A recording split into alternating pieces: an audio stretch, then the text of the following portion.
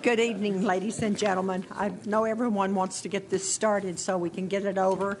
I would like to call this special quorum court meeting to order. The purpose of this meeting is to discuss Washington County financial matters. The prayer and the pledge is being handled by J.P. Joe Patterson. Joe. Dear Lord, we thank you for all the ways that you bless us, and we thank you for all the blessings involved in living in a free nation. Pray for our military troops all over the world. Just guide us, Lord, as we work through the process of providing the funds where they need to be provided for in the county's business. And we have asked this all in Jesus' name. Amen. Amen. Pledge allegiance to the flag of the United States of America and to the republic for which it stands, one nation under God, indivisible, with liberty and justice for all. Thank you, J.P. Patterson. Carly, would you call the roll, please? You better hurry.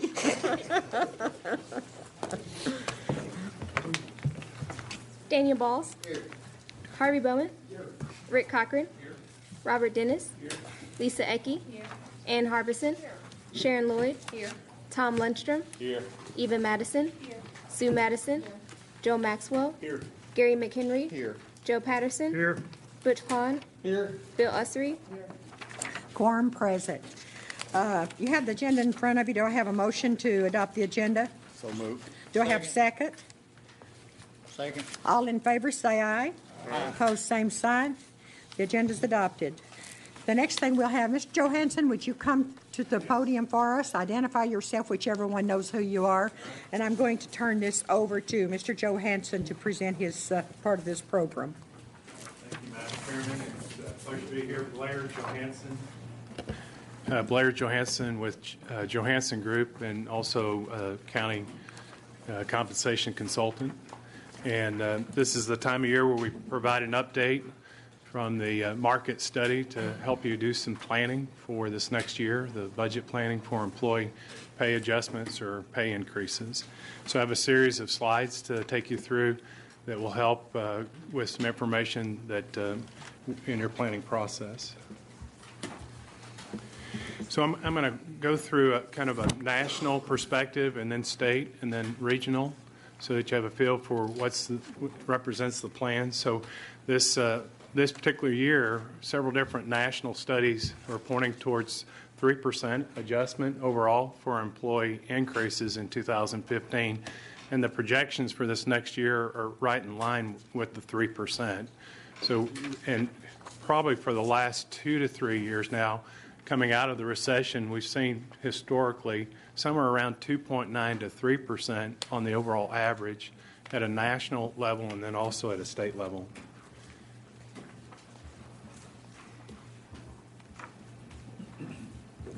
Okay, so then for the Arkansas, specifically within the state, there's a World at Work Association, which used to be the American Compensation Association, and they changed their name to World at Work because they're now international. But they'll do a study that includes organizations within Arkansas looking at the adjustments for 2015 as well as 16. So based on the slide here, you can see a 3% mean and median for the actual for 2015, and then projected for the mean just a little bit of a bump up, 3.1% and 3% on a median for the projected 2016. And then a couple studies that we compile the data for the organizations. The first one is the Arkansas Comp Association, ACA. And in that organization, they had 68 organizations that participated in the study for this year. And that's a mixture of both public and private organizations that are providing data.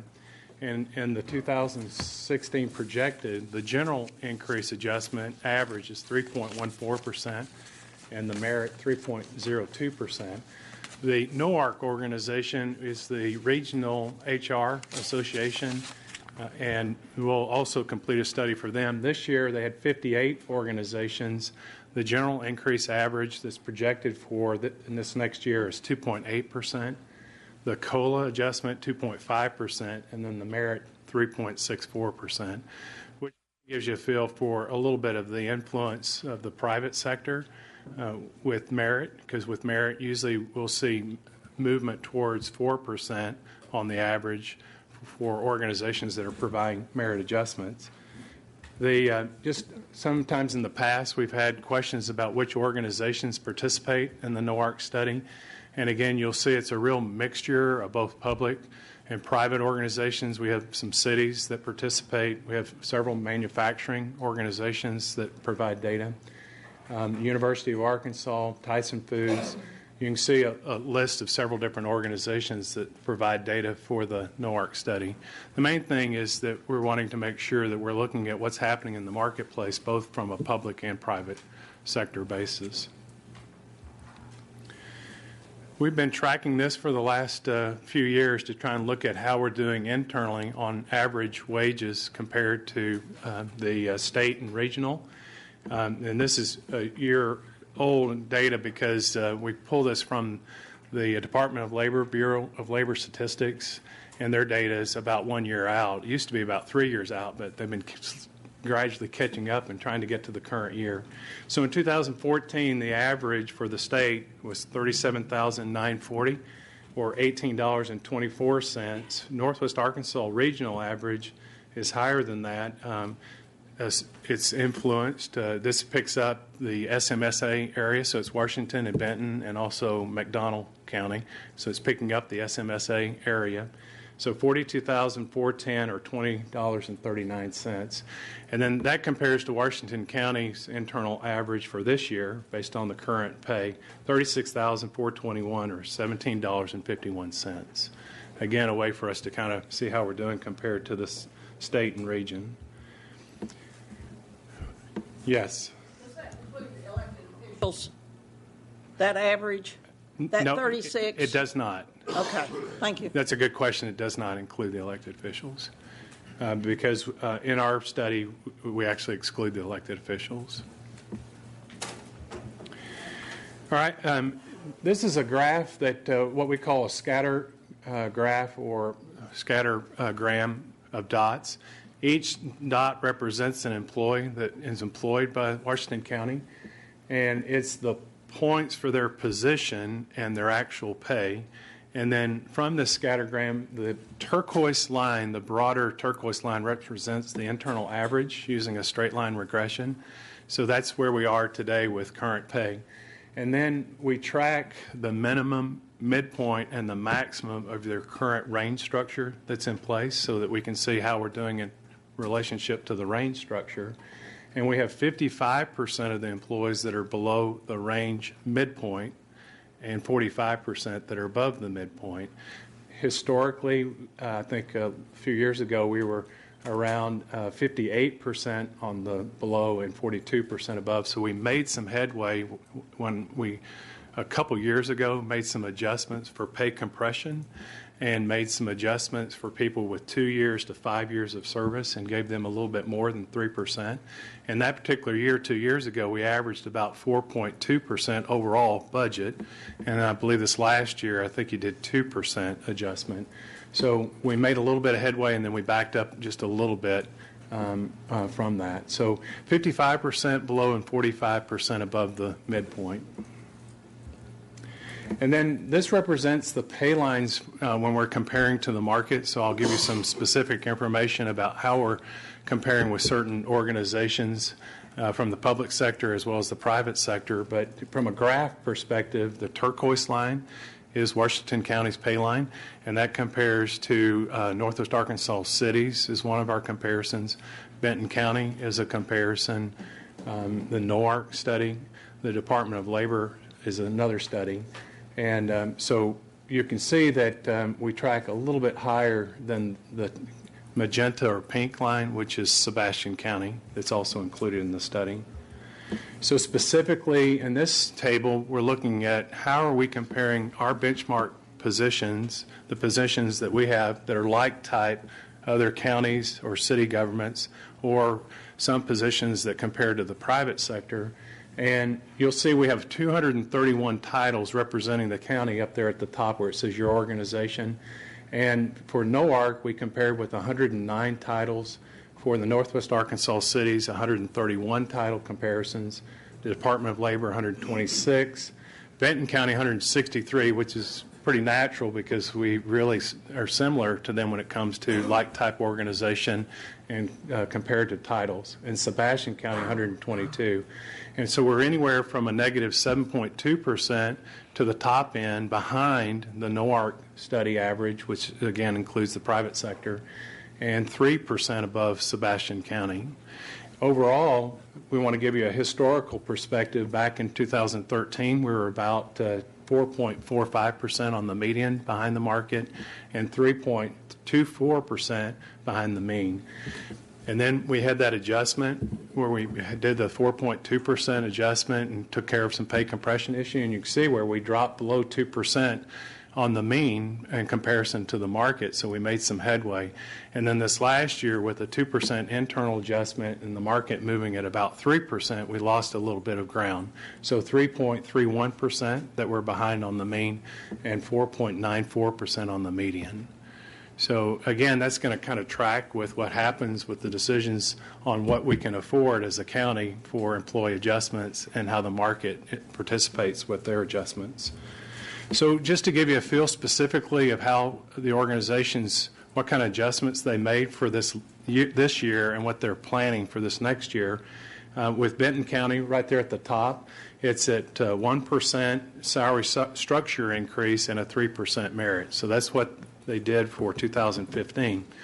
For this next year, 2016, 1 to 2% general increase, and then they're not going to, right now they're not planning on a merit adjustment of the 3% because they have, I think in the newspaper it said 900,000, but when we were talking to them, they were looking at about $1 million in increased personnel expenditures for new positions. So because of that, they're thinking that they may have to be restrictive on any as much general increase as what they had this year. So for Sebastian County, pretty consistent, 2% COLA last year and 2% planned for this next year.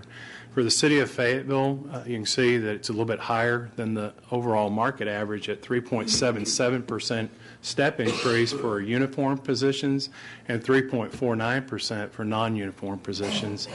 And they usually don't know what they're going to do for 2016 until the first quarter after they've looked at their sales tax for the preceding year. And it's when they determine what they're going to do. For the city of Springdale, they're going to be pretty consistent with what they did this year and for this next year. 2 to 3% step increase for non-civil service and a 5 to 6% for civil service uniform positions. And they're planning on the same for this next year for 2016. For the city of Bentonville, 1.7% COLA and 1.3% merit, where they do a combination of the two, and they don't know what they're planning yet for this next year. For the city of Fort Smith, 1% general increase, and then they have a 1 to 3% merit, and they'll do the same that they did last year with their allocation, at least what they have planned. For the city of Rogers, they had $1,000 for the employees making less than $50,000 and a 2% adjustment for employees with greater than $50,000. And it's kind of like what you've done in the past where you've taken care of some of the people at the lower end of the schedule by doing 75 cents or 50 cents, and that is a larger percentage for people in the lower end of the schedule than, let's say, a 3% at the lower end compared to a smaller amount for those making more at the top of the schedule. And then they're leaning towards a 3% increase that could be tied to a merit pay system. They're thinking and gradually working towards a merit system and doing performance evaluation. Historically, they haven't, but they're thinking about moving in that direction. So given all of that information, then we'd like to provide some recommendations. You can see that based on several different studies and what's happening in the market, 3% is really pretty well in place for what's happening in the market.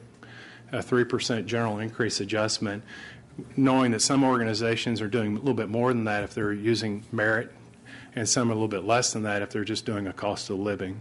But the overall general increase is about a 3%. So part of the reasoning for supporting 3% as opposed to 2% is because we lost a little bit of ground last year or this year with the 2% adjustment, And I think we need to make up a little bit to get caught up to the market with a 3%. Being at 3.35 or 3.1% behind on a mean and 4.45 on a median. All right, and then on a regional projected average, anywhere from about 2.8 to 3.6, with the overall average around 3% to 3.1%.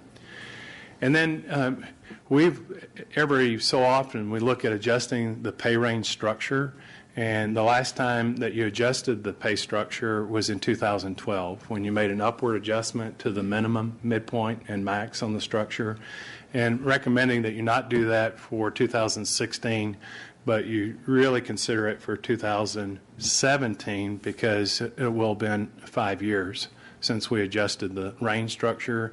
And typically you try to move them every 2 to 3 years, but for the county it's pretty hard for the county to do that frequently.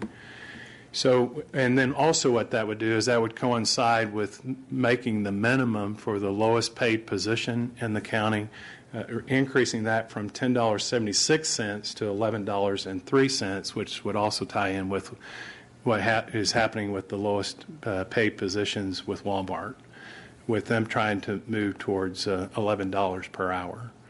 So that's what we're recommending in 2017 on the pay structure. And then the last bullet is for the elected officials for you to continue your current policy of 85% of the state allowable maximum. And that maximum is determined biannually by the state government on the range. And then internally or within the county, you set the percentage for the elected officials. So that's the report and the recommendations. Be happy to entertain any questions. I'm sorry. Am I good? We're open for questions. Go ahead. Okay, thank you. Thank you, I'm sorry. You're too close to me now. I'm not paying good attention. I'm having to look the wrong way. I was curious if, I know a lot of times you're asked about benefits, but one issue that's come up is that some of our employees are provided vehicles. Do you all look at anything like that in terms of what the additional value is to that in the compensation structure? We occasionally will look at overall benefits, and I think maybe 2 years ago we looked at benefits compared to the market, and so again we were looking at the NORC study because they include benefits in their study, and I think the most significant benefits that you have would be one, health, as far as your cost allocation, premium allocation, and the retirement plan. Okay. Some of the other benefits are probably similar or closer to some of the things that are offered in the marketplace. Do you have any idea in terms of like how much you would value like someone having a car on top of like where that would put them? Yeah, on the overall average, it probably wouldn't be as much, but on a one-off or each position, it does have value. So, but at this level, when we're looking at the whole organization, it would be hard for us to say that that's a percentage of the adjustment or. And that's all pay. That's not anything other than pay. Yes, that's a good point. This is all strictly pay. We're not looking at benefits in this study. Okay, thank you, Madam Judge. I don't know exactly where in this 200-some pages to find the number. Can you tell me what 3% is going to cost us per year? I think Cheryl. Somebody can help with that, I'm sure. Right.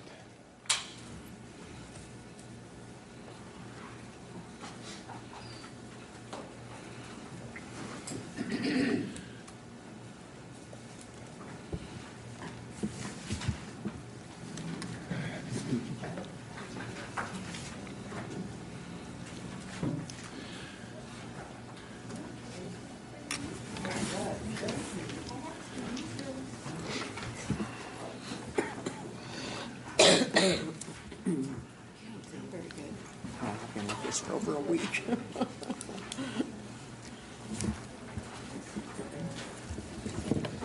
Oh, no, it doesn't have a page number where that's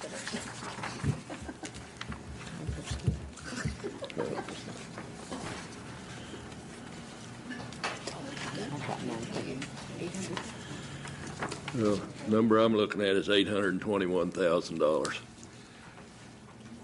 total for all departments, etc. County General alone is $451,000.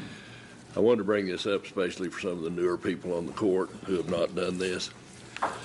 Because I know, so our 2% increases that we've given a time or two always cost us $500,000. The little percentage don't sound like much until you multiply the total payroll by it. So anyway, just wanted to make that clear, $821,000. And if you raise it 3% this year, that $820,000 is going to be with you from now on. So we're going to have to consider our incoming revenue and so forth before we can make a determination. Thank you very much. Right. Thank you, Madam Chair.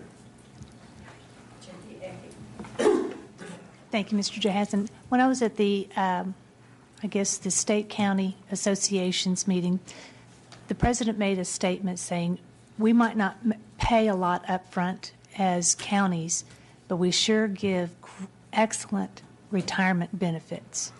How would you assess that statement from him? Well, in comparison to a 401k plan, as far as the contribution or what it represents to the employee, it is an excellent plan for state employees compared to just a general 401k plan that's out in the marketplace. But the marketplace makes up a difference, though. They have bonuses, they have profit sharing, they have stock, they have other ways to compete in the marketplace. But like I said earlier, you have an excellent benefit with the retirement plan and also with the health insurance. I know some educators have said school teachers don't make a lot of money up front, but boy, we've got a great retirement. And you have to take that into consideration also. Right. So, okay, Right. Thank you. Mm-hmm. On the $821,491, does that include the benefits, FICA, health insurance, and all that? I think at the top there it's showing that it includes benefits. I believe. Okay, it does. Okay. Now, my next question was, you said that this 3% would bring the bottom wage to $11.03. No, the 3% general increase up there at the top, that's just for employees in general. It's not the salary structure. So in that third bullet where it says adjust the pay grades by 2.5% in 2017, so not this year, in 2017, that would bring the minimum to $11.03. Okay, so this... That's not being recommended. That's not the range. That's the adjustment. Right. Okay. Yeah. And so it's not being recommended for 2016, not till 2017. Okay. My next question is, we're pretty tight this year. And if we go with the 2% at $563,000, I mean, that's a couple of $100,000 difference. So what would that do to the structure of the range in comparison to the individual things that are the other counties and companies and everything we're comparing this to? Could we see a printout maybe or a graph if we did it at the 2% instead of the 3%? To have a 2% adjustment to employees' pay? Yes. Mm-hmm. We can. Okay. Thank you.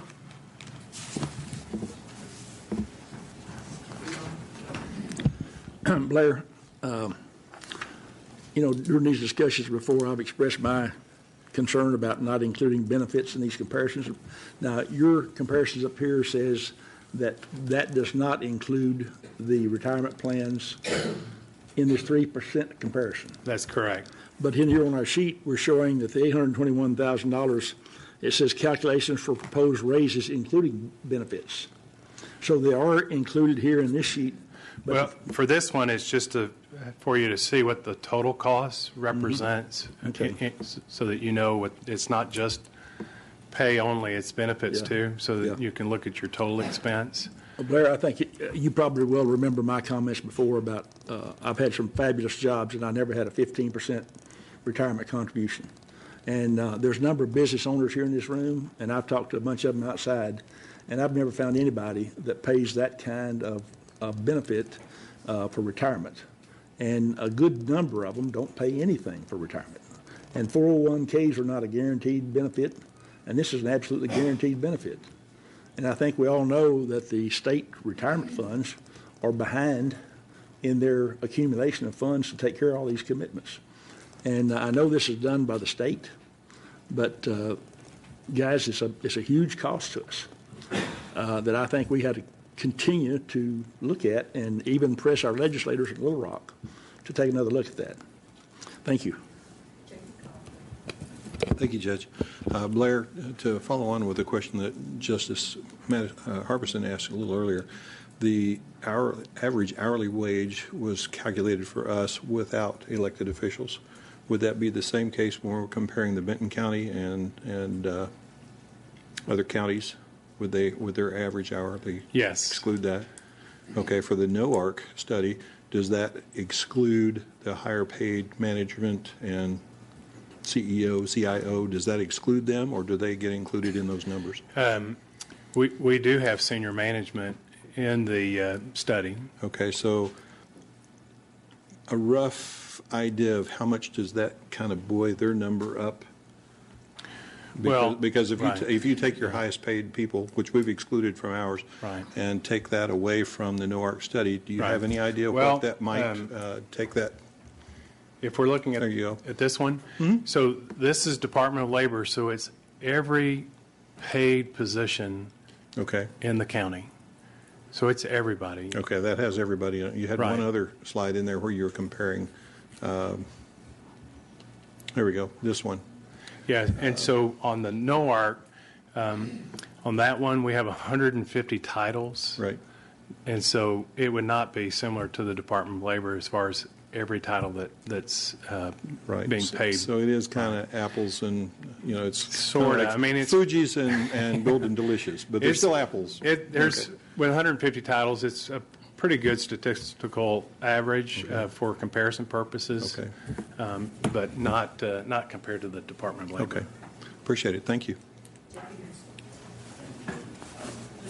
A couple of questions for clarification, I guess. Would it be possible to get some similar projected numbers like this that would include just counties rather than a mix of cities and counties? And if they need to be adjacent to us or if they need to be similar in size, either one, whichever one you feel would be more relevant, or a mix of the two would be great.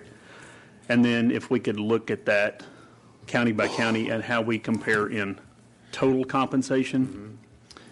So let me mention, so we have Benton in Washington County, and the reason why we have Benton because it's right in our market, and so from a recruitment standpoint, that's pretty important. Plus, it's a class 7 class 7 county, and so it's also it's just comparable. Sebastian County historically was a good one to consider and to compare with, but they really are behind on giving pay increases for several years now. I mean, they'll give them, but they track below the market. The other counties that are class 6, from a market standpoint, when we do studies around the state, we can see a measurable difference between Jonesboro and eastern Arkansas and southeast Arkansas and southwest Arkansas. So we could include them, but it would bring the averages down, and it's not really reflective of the northwest Arkansas market. So it's definitely doable, but I think what it would do is it might skew the numbers and not be representative of this market. Is it a monumental task to get those numbers? I don't want to give you a huge additional burden if this takes a long time to compile, but if it would, it'd be nice to have that to compare alongside what you've prepared here tonight and give us a little balance. Even if it does skew it down in those counties, we would have it for reference as well. So Pulaski County and then other class 6 counties, or? Whatever counties you feel like would be relevant to us, not just geographically, but according to our class. Okay. Or something similar. And then if we could also see those numbers with the elected officials in there too, I think that would be helpful as well. Thank you very much.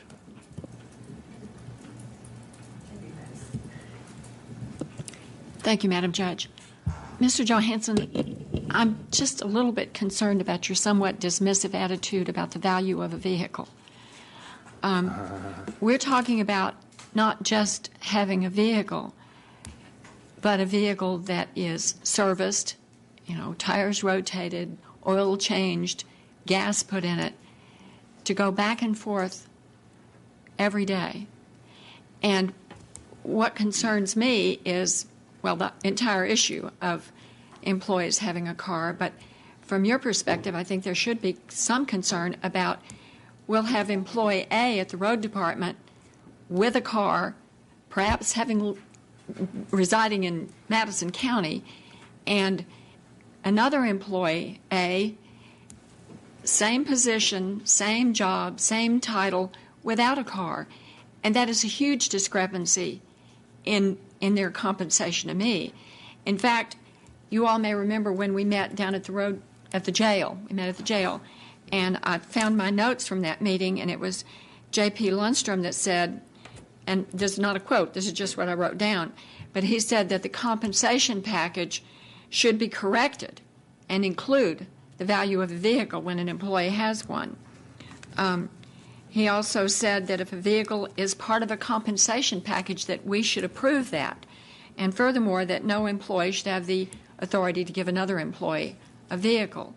So to me, the matter of a vehicle really kind of warps our whole system when you have two essentially equal employees, one with a car and one without. And mind you, it's not a Volkswagen Jetta. It's a 4x4 double cab diesel. So we need to have some understanding of that value to an employee. Are you able to do that? A couple questions. So one would be, how many employees out of all the total number of employees require a vehicle? I don't know that it's required that they have a vehicle. They do have them. I think the last count I had was 67. So 67 out of 600 and something employees. So the point I made earlier was not specifically the value of the vehicle, is the relationship to the vehicle value compared to the total dollars for 600 and something employees. So I mentioned earlier that the value of the vehicle to a specific position does have value, but when I'm comparing that total cost of that vehicle and the access for that employee to have it compared to the total compensation for the employees, that's where I said that really doesn't tie into the total value to the whole compensation comparison. So if we're just looking at averages then, or the whole picture, it doesn't affect the picture that much. It shouldn't. But if one right. if one has a vehicle right. and gets a 3% raise and the other one gets a 3% raise, there's something really not quite fair about that situation. Yeah. Do you know how many employees in Benton County get a vehicle to take home every night, for instance? I don't know. I can find out. Do they? Are there people that do? I've seen them, so I imagine they do have them. Do cities do that as well? I think so.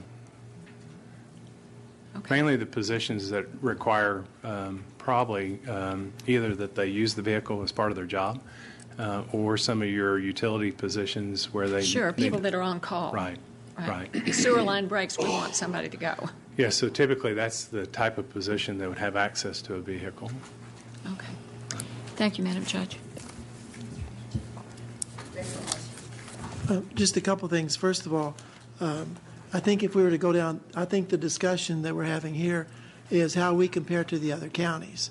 And how one employee versus another employee, that's a different discussion in my mind. But anyway, having said that, how do the other counties, are the people we're comparing to, how do their benefits compare to ours? Are they all the same?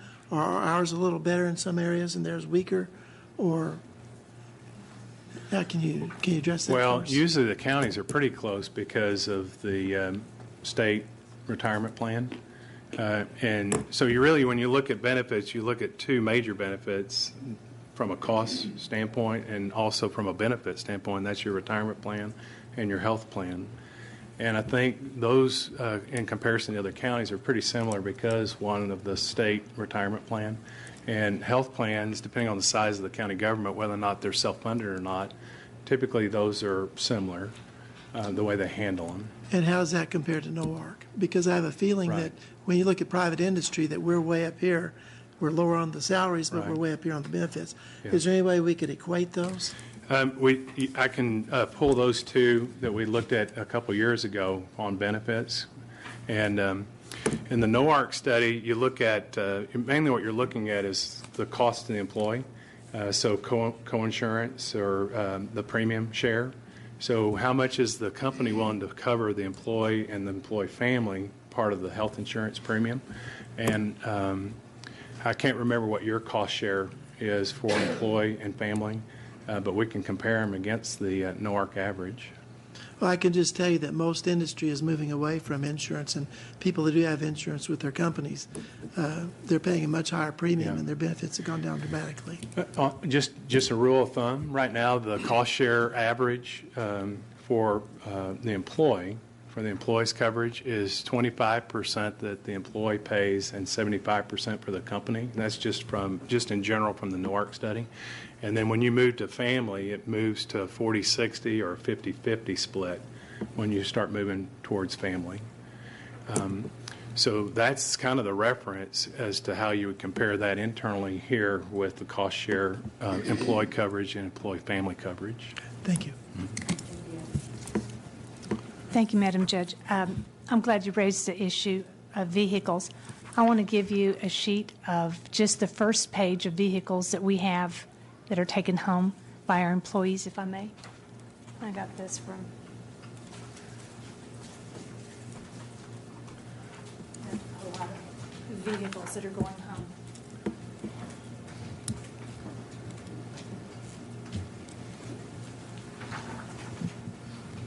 And I venture to say that that is a huge benefit. And I'd like to know, do we pay the insurance on the vehicle as well?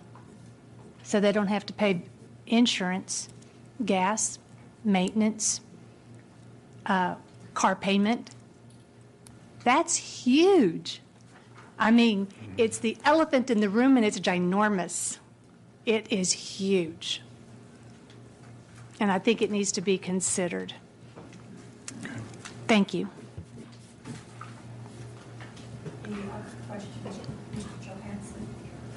One more thing. You did a good job. It's not that your report is very good. I'm not here to say anything. I understand. And I thank you, but Sure. I want to be able to look at things clearly. Right. And sometimes I don't have a clear picture. It becomes too nebulous for me. And so if we can bring it into focus and say, this is what you get, you get, you get. Thank you. Appreciate it, Judge. Thank you. The next thing we have on the agenda.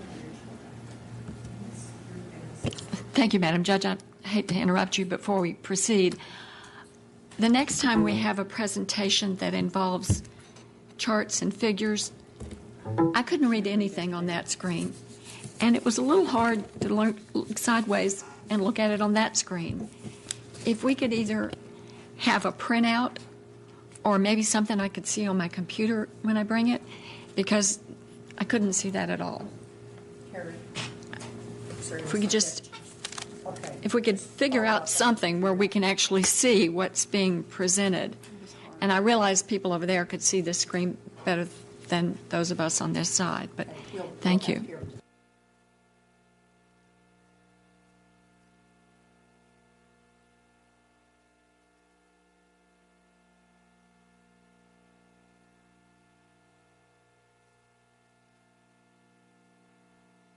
I'm so hoarse anyway. The guidelines of the budget as adopted or amended by the Quorum Court. The guidelines are described in the following paragraphs. The budget for each county department consists of appropriations or authorized expenditures in the following major categories: personnel services, regular salaries, extra help, overtime, and fringe. The next one is supplies. The next one is other services and charges. The next one is capital outlay. Number 5 is debt service, and number 6 is interfund transfers. But what I'm going to do, if you don't mind, I'm going to turn this over to the county attorney. He is going to read this section by section. Then we will discuss each section. Karen is there with Cheryl. They'll try to make the changes on the board as we go along, and then we'll vote on each section as we go along to try to cut down so much chaos.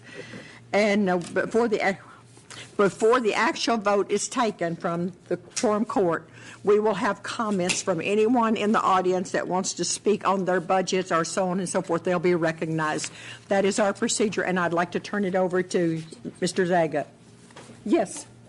I have a more general comment that might be more appropriate now before we get into the specifics. I was curious.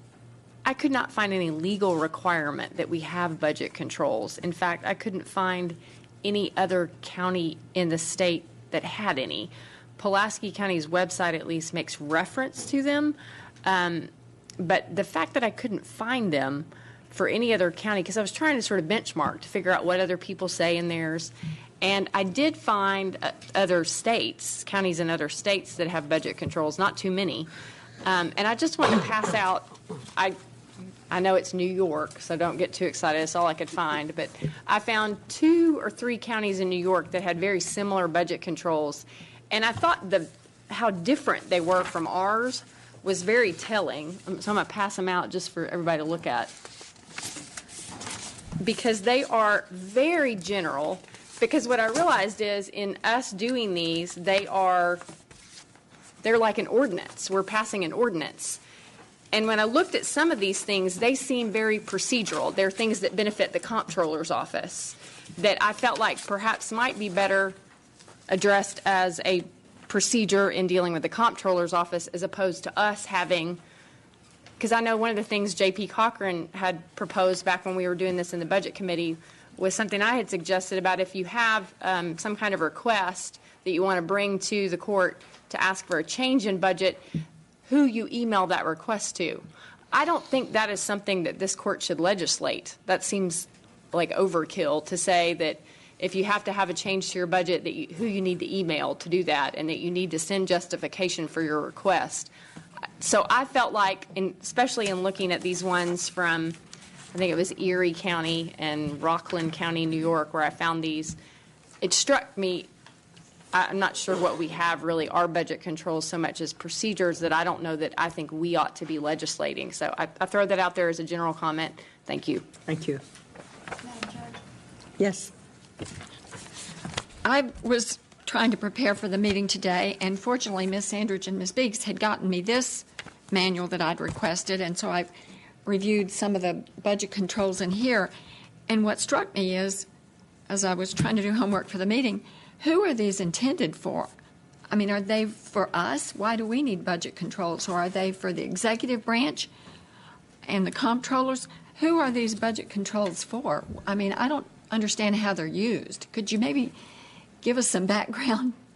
Steve, can you give us background? Thank you. Steve maybe can do this because he served as chair of finance, so maybe he'll know a little bit more about it. Thank you, Judge. May I engage Justice Sue Madison in the colloquy? Yes, please Thank do. You. Justice Madison, there's a little bit, as you might surmise from looking over the budget controls, that applies to everybody, and they are, some of them apply to budgeting units specifically, and some of them apply to you as a quorum court, and you are essentially voting rules upon yourself and those people who spend the money in the county on those ways in which those funds can be expended. Beyond this meeting or beyond the eventual meeting at which you approve the budget, assuming that we approve a budget at some point this fall. And one of the ones that comes up most frequently in my experience was the one that had to deal with approval of new personnel positions, that you could only get somebody new for your department when you had when you came before this process in the fall and got that addition. And I've heard some of the elected officials and other folks, budgeting units, come up here and say, I'm going to ask you for new people. As you are aware, having sat through some of the finance and personnel meetings, I think we added we changed a public defender from part-time to full-time this year. That was the one issue where that came up most frequently, at least while I was on the court. And to Justice Eva Madison's point about this being tantamount to an ordinance, yes and no, in that you vote and adopt the budget controls and part of the budget ordinance that you eventually pass. But they are essentially rules that you can essentially vacate or suspend, just like a rule for this body tonight, for like Robert's rules. You could suspend it by a 2/3 vote. And frequently when folks came, and I keep coming back to that personnel example, when folks would come to us in the middle of the summer or the spring and say, I'd like a new whomever, it would have to go through personnel first, and then come to finance, who would have to vote to suspend budget controls, and then to the whole court, who would then have to come and vote to suspend budget controls. So the answer is not simple, but it's a mixture of, is it on the court? Yes, but the court has control over it because it's your rules. And is it on the budgeting units? It's on them as well. And not having time to research that question, that's about probably as good as I could make it tonight, as articulate as I could make it tonight. Yes, go right ahead. Well, for instance, here it says under supplies, and I realize I've studied and know what supplies is. There's a line that says 2008 is tires and tubes. So if we have money in tires and tubes, this says it's in 2008, and everybody has to spend money out of that 2008 number only for tires and tubes. So in that regard, it would be for our staff to make sure that tires and tubes comes out of tires and tubes. And our only concern is, in the beginning, how much we put into tires and tubes, right? Go ahead, yes. I'm not sure. Well, yes and no. And I hate to hedge a question like that. I mean, I understand the personnel situation, I think.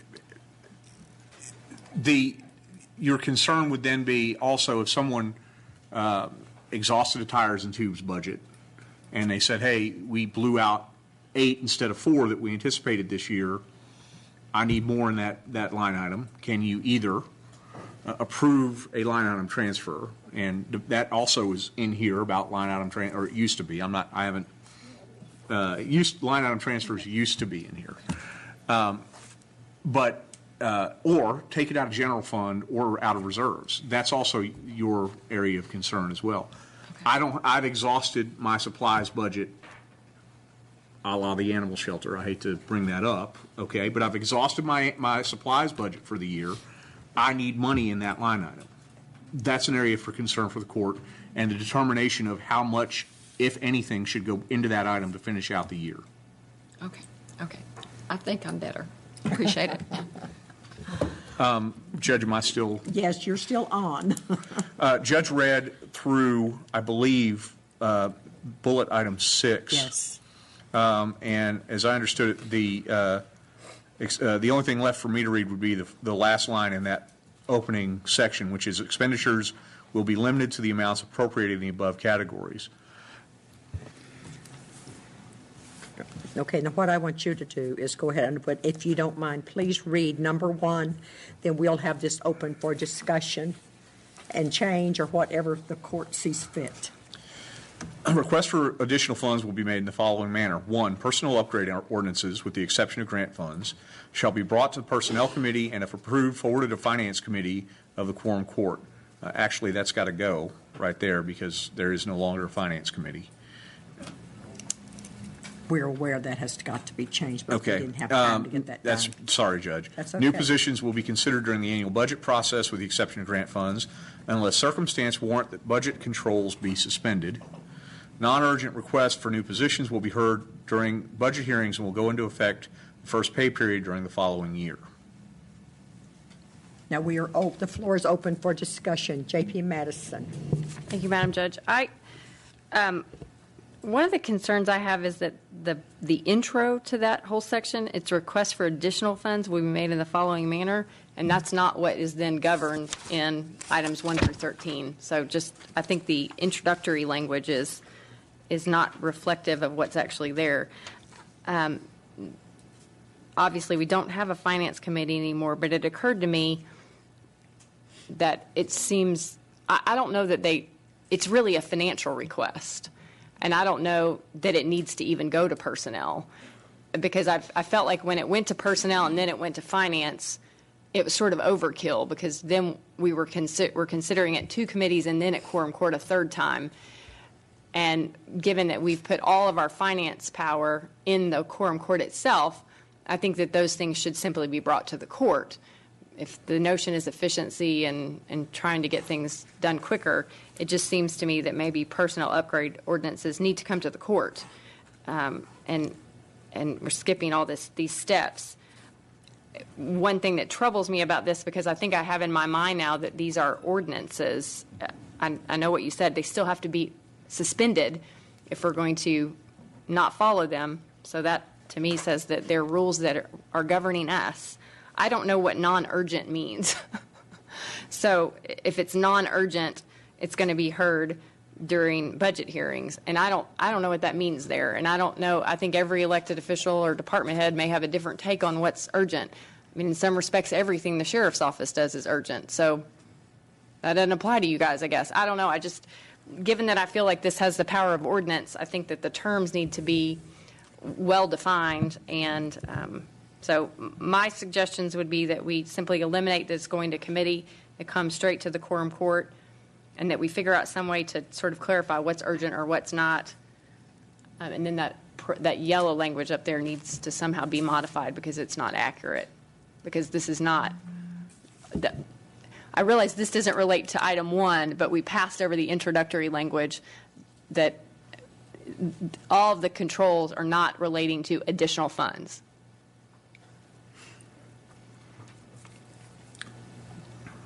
Judge? Yes, go right ahead. Just a minute. J.P. Harbison? Go ahead, Judge. Go ahead.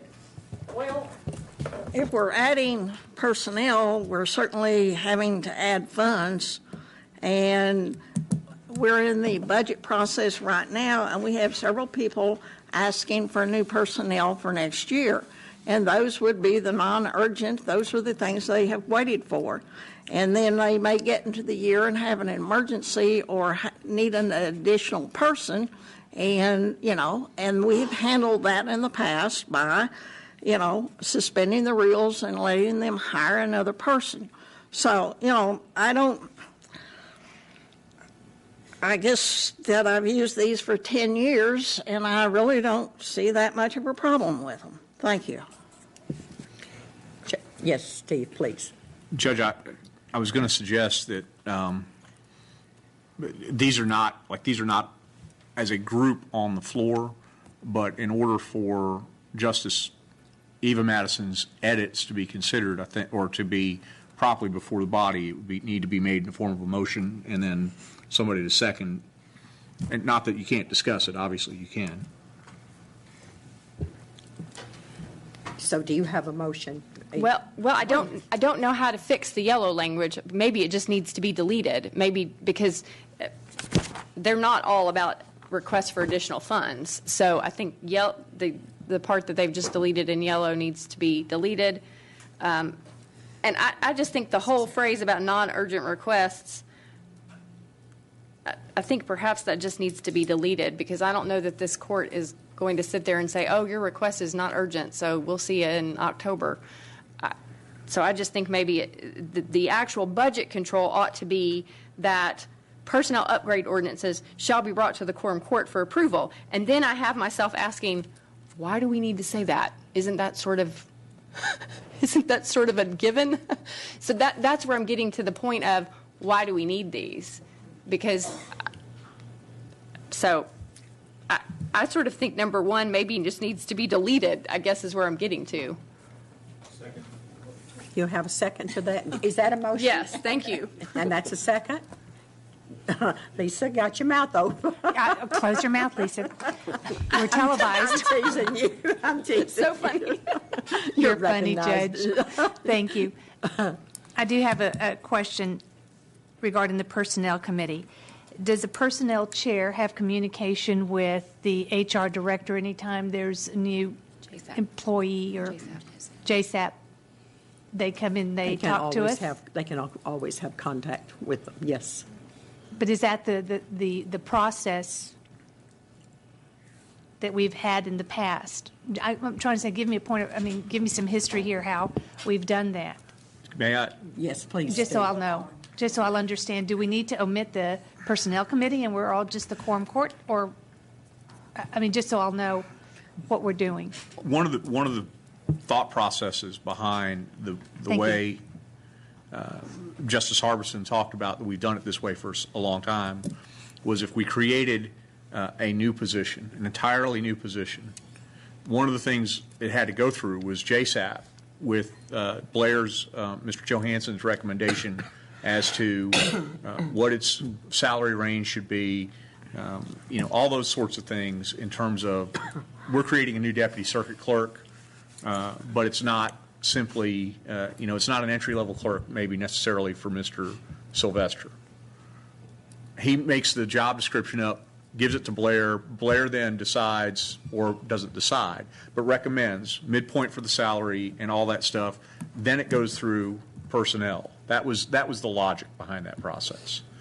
And then bringing it to what was then finance and budget and saying, okay, we're going to approve the creation of this position at this compensation. Judge, if I may. Yes. The Personnel Committee still does a lot. They look at personnel policies. There's still plenty that the Personnel Committee does, but I felt like if the way we had been doing it was it would go to personnel and then we would send it on to finance, and it felt like we discussed it forever because then it would go on to quorum court. And by making things more efficient with having things come here, I just feel like it ought to come to us. So there's no reason to do away with the committee at all. But it's going through the JSAP process, of which the personnel chair is a member. So it's having the Johansson Group's input. It's having input from the chair of personnel before it gets here. But it was having to go to 4 stops to pass. And this would just go to 2, a JSAP, then come to the quorum court. Ma'am. J.P. Ecke? I will close my mouth, but I think we need to have less discussion and less debate in committees also, if we can, as just ourselves. Ditto, if you ditto somebody, but not these long discussions. But at least I know where the process is coming. 4 processes is a lot to create a new position, especially when it's the same people and you're all there at the same committee meeting. I understand that. Maybe we need to work on what we do better and more efficiently. Thank you, Judge. Thank you. Okay, where do we stand? Anyone else got any comments? We have a motion on the floor. J.P. Madison, would you repeat your motion again, please? I think J.P. Cochran might know it better than I do. So it would be to delete the introductory phrase about requests for additional funds will be made in the following manner, and then to delete item 1. Okay, I have a second. Is this correct? Do I have any other discussion? J.P. Pond. I would like to say one thing, on that, and you're marking out request for additional funds. Well, each one of those transactions, somebody comes in and they're requesting additional funds for some kind of line item. I'm just saying that's where that came from, and we're getting ready to vote to take that off, which it's well and good, because we're all going to know what that was, we on this court, but sometime later on down the line, people are going to kind of wonder. But that's why additional funds is there. Somebody is coming in for a request for additional funds for some kind of line item, and they've got, because of our budget controls, they have to come before us. That's what that's all about. Now, we can vote to take it off of there, but everybody's going to know what it was for. Thank you. Okay, now before I allow this, yes, you're recognized. Go ahead, J.P. Harbison. Okay. Every one of these, 1, 2, 3, 4. Someone said no, they don't, but I thought every one of them requested money in some form. or a change to the budget which has to do with money. That's all. Okay. J.P. Cochran. Thank you, Judge. Yeah, item 7 is talking about a policy where it's purchases made with a purchase order, et cetera. And number 8 is a notification line, which is not money. So it really, not all of the items are dollar funding type items. So the heading maybe needs to be changed as opposed to removed. So do we have a possible amendment? I'm open. Now, hang on just a minute. J.P. Harbison, you had your hand up. Could it be changed to a request for additional funds and changes in policy? Is that what, or changes in, well, those would be policies. Or just not changes in policies, request for additional funds and policies. Turn your mic on. Thank you. It will be a request for additional funds and a list of policies in financial matters, because each of those have to do with buying something. That's not. I think we might need to think about the introductory language once we're done with what they all look like, because I think the heading, budget controls, sort of signifies these are our budget controls. And I think that each item specifically talks about whether it is a notification item, it is an additional fund procedure. So I don't know that this is worth debating. I think it's all self-explanatory from the numbers. If we want any generally modifying language, I think we should figure out what it should be once we're done 1 through 13 to see what's there. I think it's pretty clear that, for instance, item 2 deals with requests for additional funds. I don't think anybody has to know. They don't need that introductory language to know that. So I think perhaps we should revisit what the replacement language is once we're finished. Okay, before I allow you to vote, I'm going to bring it to the audience attention, and if anyone has any comments, anything that they would like to say to the court, you're welcome to come to the podium and recognize yourself. Judge? I'm sorry. No, I'm confused. Justice Eva Madison, is that an amendment? No, the motion is still to delete it. If we're going to talk about what we're going to replace it with, I suggest deferring that. Okay, I understand. Thank you. Okay, before we go on, J.P. Madison. Thank you, Madam Judge. I thought we were still having a discussion among ourselves. To me, I mean, I'm certainly going to vote in favor of the motion because I think this is totally unnecessary to say this. I mean, it starts out by saying an ordinance. An ordinance is going to have to come to this court. We don't need a 7-line statement to say it will come to this court. Where else is an ordinance going to go? And once we pass a budget, if there are exceptions to that budget, something has to come to us to approve those exceptions. That's the whole point of passing a budget. It's sort of set in stone, and if you want to chip away at the stone, you have to come to us. So I think this is completely unnecessary to even say, and I'm in favor of less paperwork and less stuff in writing if it isn't necessary. So I'm going to vote in favor of the motion. Thank you. Okay, J.P. Pond. I'm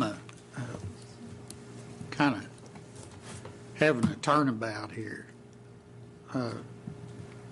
We're getting ready to just take something totally off of the page, and we don't know what we're going to add to it. I'm thinking I'd rather leave it on there till we get through with the other stuff and then come back and amend it.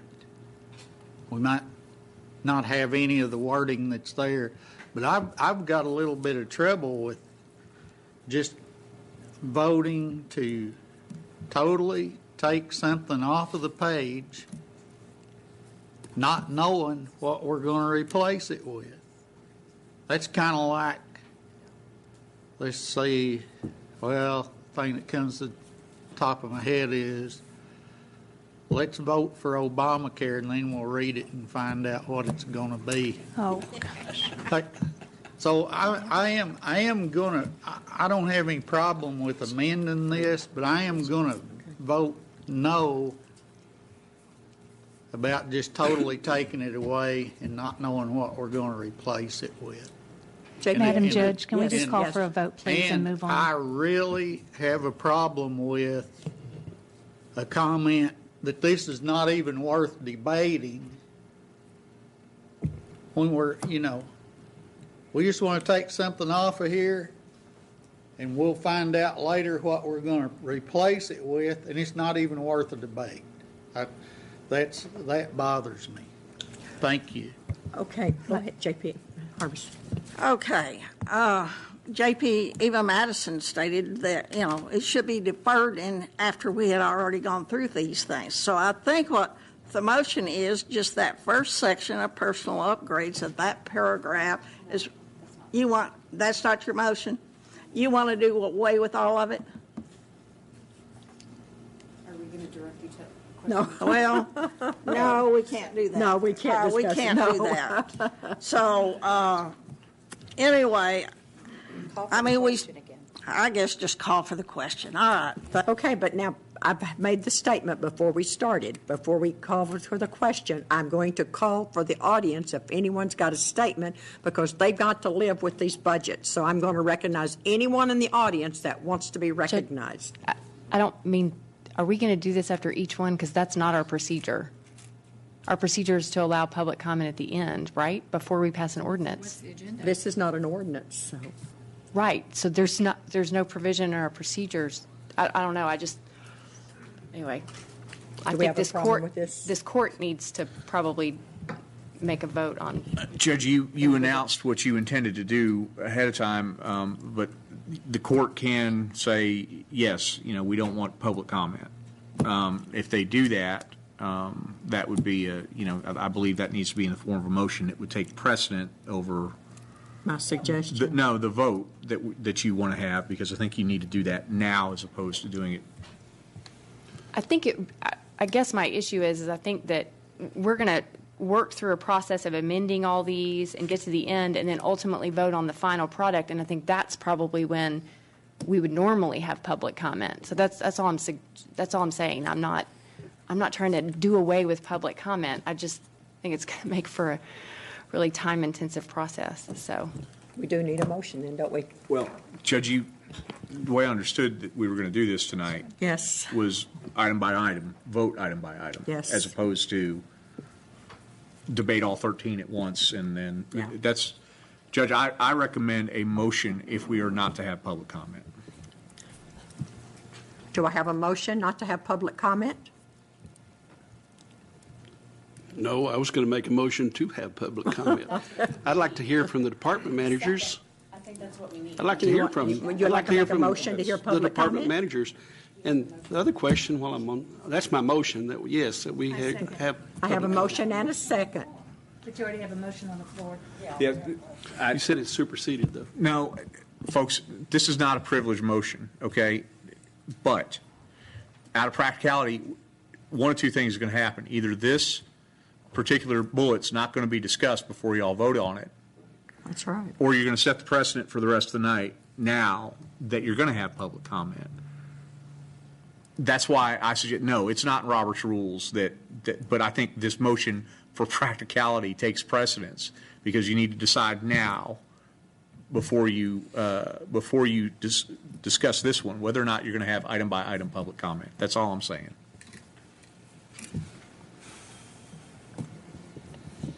So do I need to clarify my motion? Do I need to clarify my motion? There's been no point of order raised. And Judge, I'm recommending that you take Justice Dennis's motion before you take the main motion. Okay, I've got your motion. I've got a second by J.P. Ecke. What's your motion? Okay, I've got a second. My motion was to take public comment after each number 1, number 2, number 3. Okay. Okay, so, and they've cost, okay. I'm going to just do a show of hands. Who all is in favor of taking public comment? It passes. Thank you. Okay, now we'll go back to J.P. Madison's motion.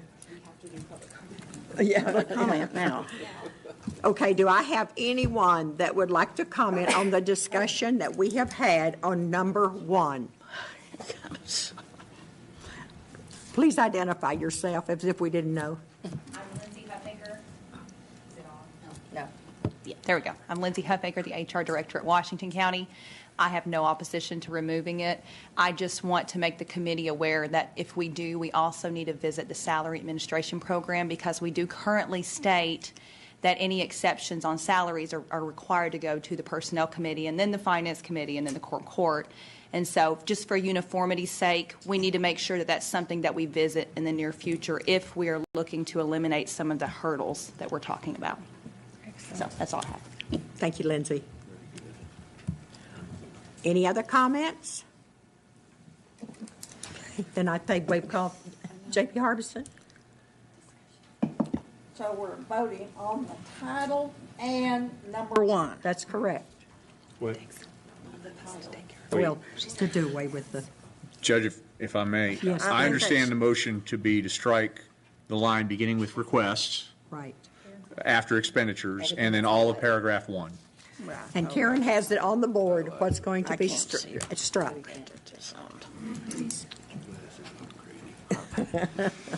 Okay. Okay. I'm going to do roll call. Carly? Daniel Balls. Yes. Harvey Bowman. Yes. Rick Cochran. Yes. Robert Dennis. No. Lisa Ecke. Yes. Ann Harbison.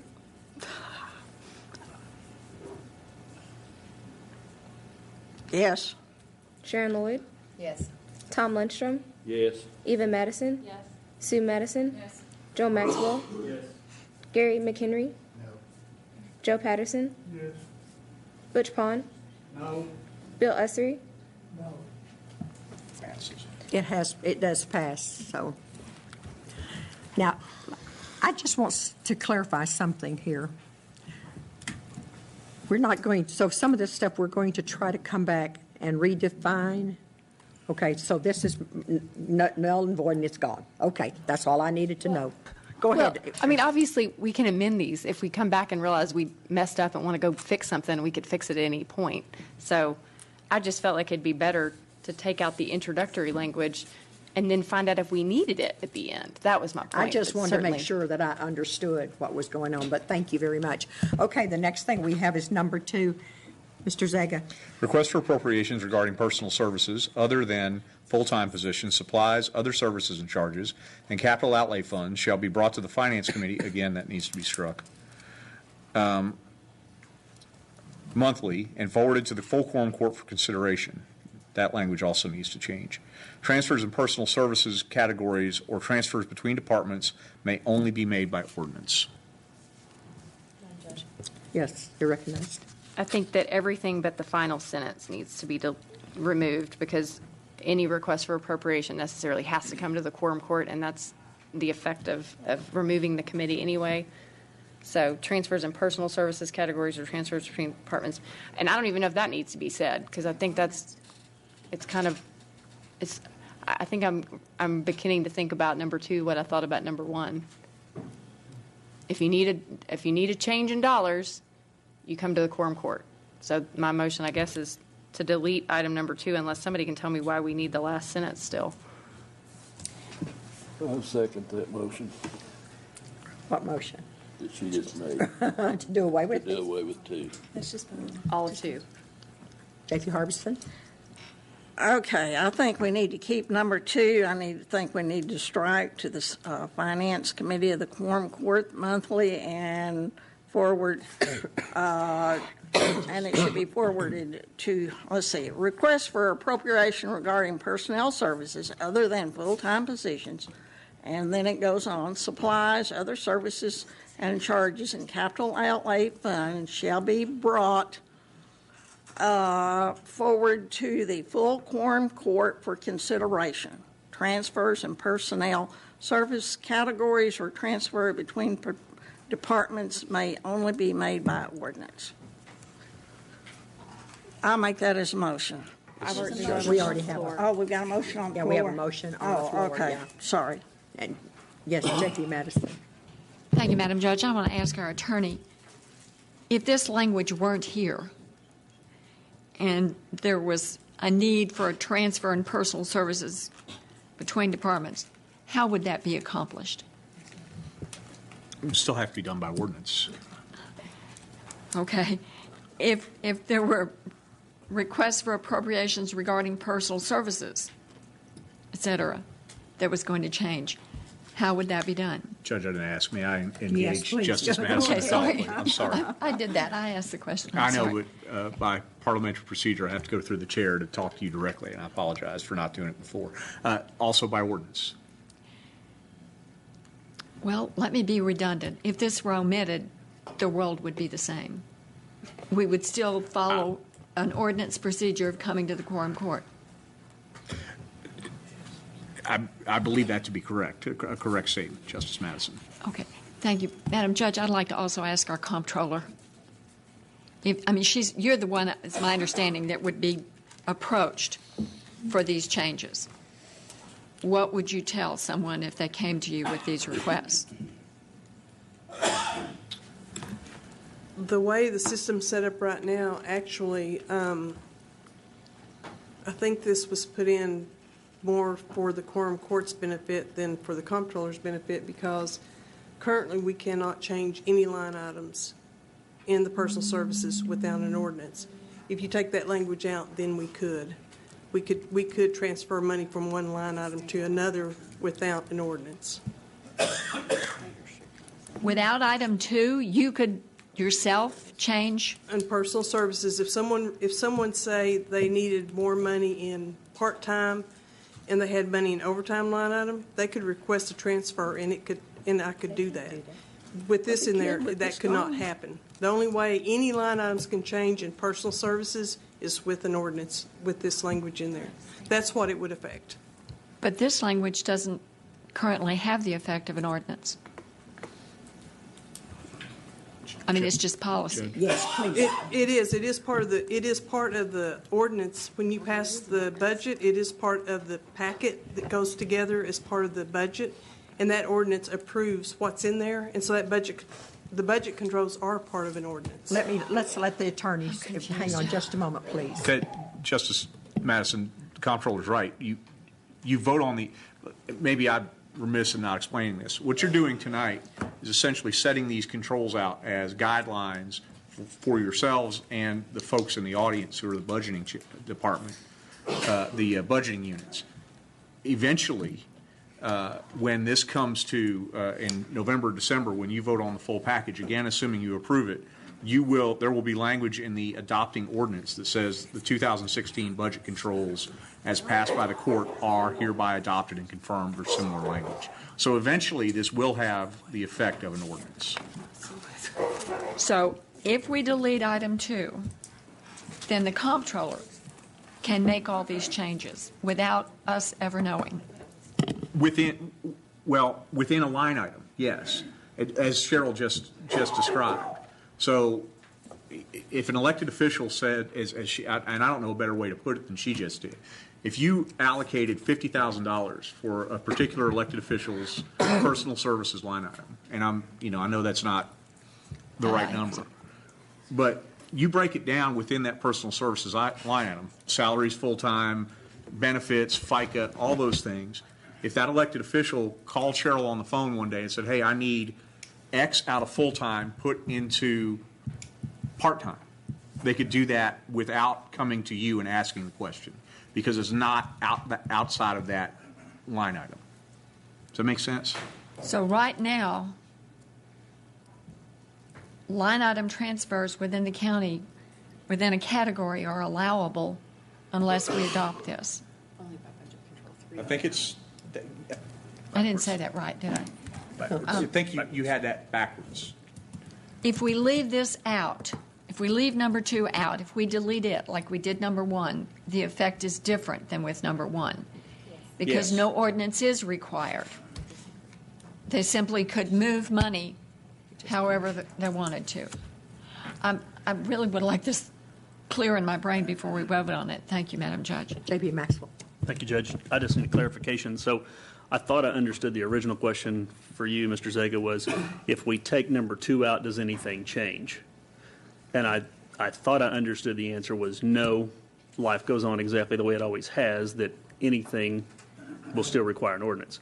But if I'm hearing you correct now, transfers, line item transfers, like in personnel services you just mentioned, could be done at a comptroller level without an ordinance or a quorum court participation. And that's right, Justice Maxwell. I may have misunderstood Justice Madison's original question, which I thought was, what happens if we take this out and they want to move between line items?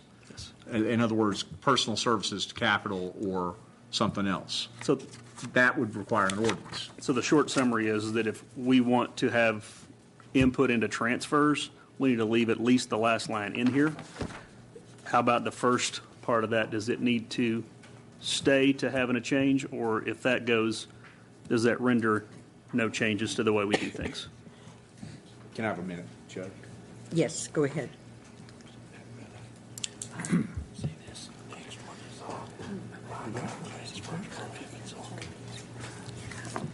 J.B. Cochran, I'm sorry. Thank you, Judge. If you take a look at number 3, you'll find that it says, with the exception of the personal services category as outlined in budget control number 2. Those two, number 2 and number 3, work together. So if you do want to take out number 2, you need to strike that one piece of text in item 3, because they do work together in that regard. So essentially, 3 deals with line item transfers, but 2 deals with personal services specifically, as opposed to the rest of the budget. Thank you, Judge. Thank you. Yeah, J.P. Madison. This, when we go to the trouble to budget by line items, my understanding is the beginning point of that is that if you have $100 in 2001 and $200 in 2002, that's what you can spend out of each of those line items in accordance with what the comptroller's office deems proper. You could not transfer any line items because we've put that much money in each of those. And then it's item 3, our budget control 3, that then allows some line item transfers to occur. So I think Attorney Zega's first advice that doing away with 2 is fine, because you start off with the notion that we break down personal services as a budget into all those categories: salaries, benefits, retirement, overtime. Those are all separate line items. And if we budget into each of those, then that's the ordinance. The ordinance we've passed is you can spend that much out of those items, and you can't deviate from that unless you come to get an ordinance. The only way we allow line item transfers is by number 3. So I don't think you need any of the language in 2, because you start off with the foundation that you can't move any line item transfers, and then it's with item 3, like J.P. Cochran said, that you have them. So I think probably you don't need 2, and then when you get to 3, you then just say which of the broad categories 1 through 6 above can have line item transfers. So I still don't think you need 2. If we're trying to simplify this, I don't think you can make the transfer, because we've decided what goes into overtime and what goes into salaries and what goes into benefits, and you couldn't move that without an ordinance unless we give an exception in number 3. So I don't think we need to. I was a little hesitant on the last sentence, but I think we don't need it. Thank you, Madam Judge. J.P. Maxwell. I know the Attorney Zega was just taking a moment to kind of go through some of that. I'm wondering what his thoughts were on the original questions. Well, thank you. As Justice Madison was speaking, I thought about 2 things that have come up in the bigger picture of line items. One of them is an Attorney General's opinion from several years back that deals with the broad category of line item transfers. And because I read it 2 weeks ago and I've forgotten what it says, but it seems to me it had some bearing on Justice Madison's original question.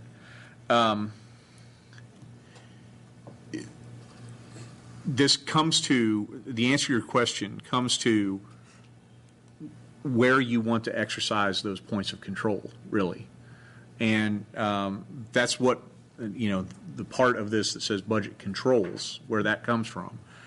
if you intend to say, no, you can't take money from full-time salaries and put it into part-time salaries, I think this is not just guidance for y'all, it's guidance for the people who are consumers of the budget.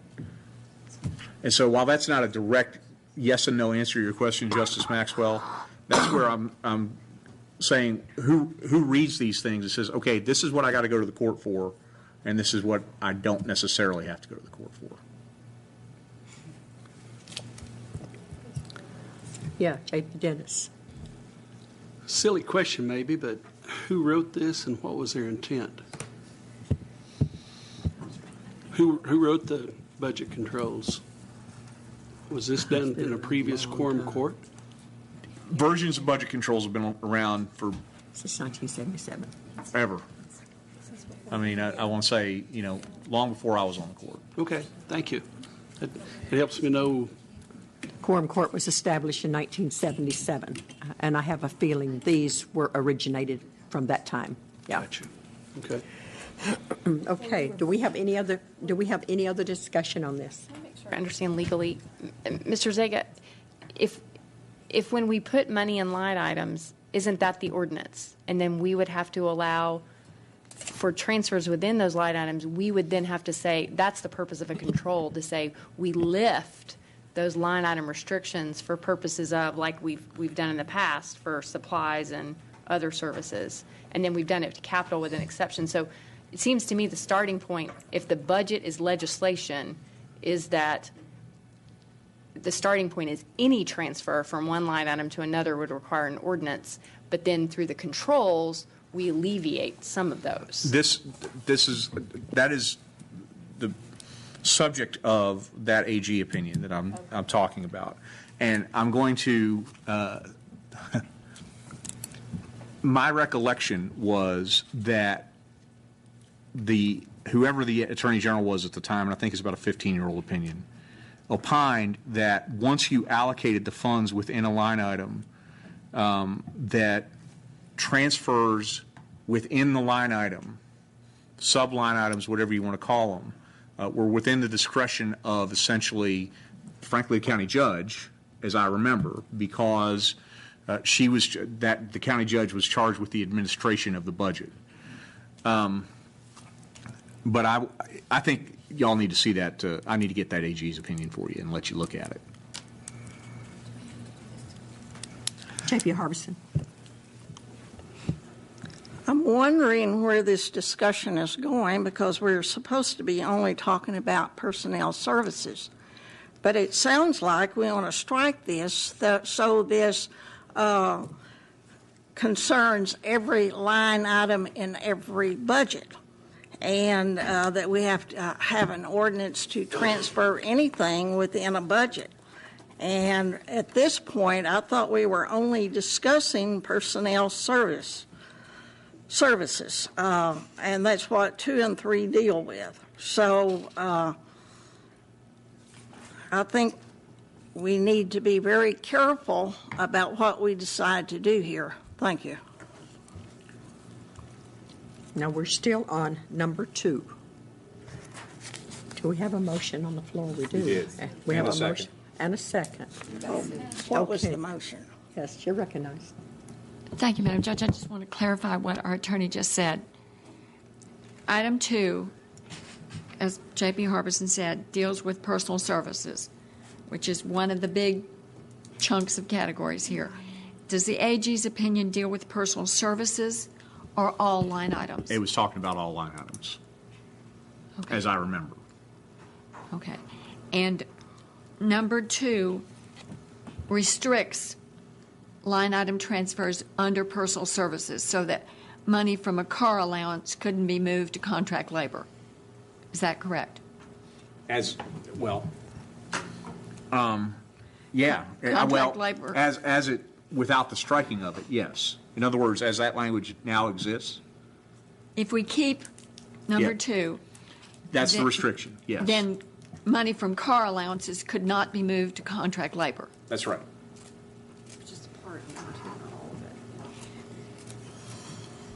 Okay, but furthermore, In fact, it goes on to say that such transfers would have to be by ordinance. Brought to the quorum, yes. Thank you. J.P. Harbison. What is the ordinance, or what is the motion that's on the floor? Strike number 2 in its entirety. Okay. That's what I understood it to be. Yes. J.P. Cochran. Thank you, Judge. Since we haven't dealt with item 3, and they do go together, I would move to amend the motion to keep the last sentence in number 2. Number 2 would then become transfers in personal service categories or transfers between departments may only be made by ordinance.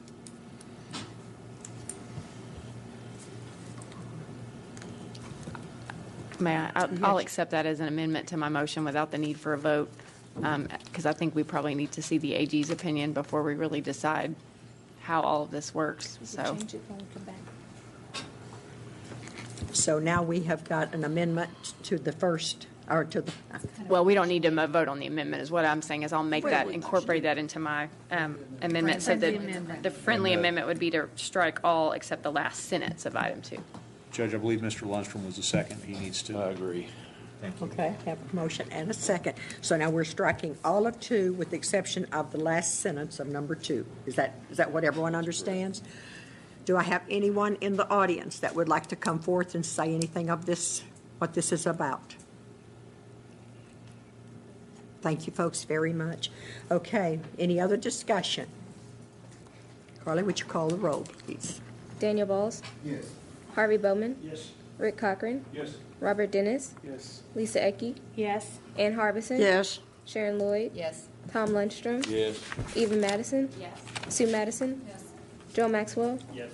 Gary McHenry. Yes. Joe Patterson. Butch Pond. Yes. Bill Ussery. Yes. Okay, we're going to move on to number 3.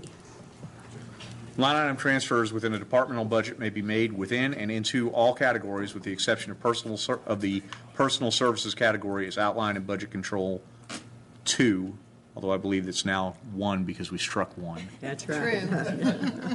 Transfers going into or out of the capital outlay category shall not exceed $5,000 per year in the general fund. Any transfers exceeding this limit will require approval by the quorum court. All transfers are at the discretion of the elected officials with the prior approval of the comptroller under the direction of county judge. The comptroller will report on a monthly basis all line item transfers. Yes, recognize. I'm not going to, the bigger issue I know is the whole issue of line item transfers. I'm not going to touch that one right now, but I feel like the last 2 sentences are procedural and don't belong in our ordinances. I think that, the comptroller has to approve things. I don't think that belongs in an ordinance, and I also think that, we've asked our comptroller to report to us on a monthly basis about line item transfers. I don't know that we'll necessarily continue that. I don't think that belongs in our budget control. I think this budget control ought to deal strictly with the issue of whether line item transfers can occur or not. So I would ask that we move that we delete the last 2 sentences of that item. Second. I have a motion and a second. J.P. Pond. I want to make sure I'm understanding this. You're going to delete all transfers are at the discretion of the elected officials with the prior approval of the comptroller under the discretion, under the direction of the county judge. You're going to, is that the motion? That's going to be deleted. Okay. Thank you. Any discussion? I'm sorry. I'm concerned with the very last sentence. Then, if we do strike it, I feel like that it needs to be somewhere because we do need that monthly report. As long as it's going to be, it's long. I mean, I understand the part about it not being under the control issue, but and she does come before the court and does give us a monthly basis.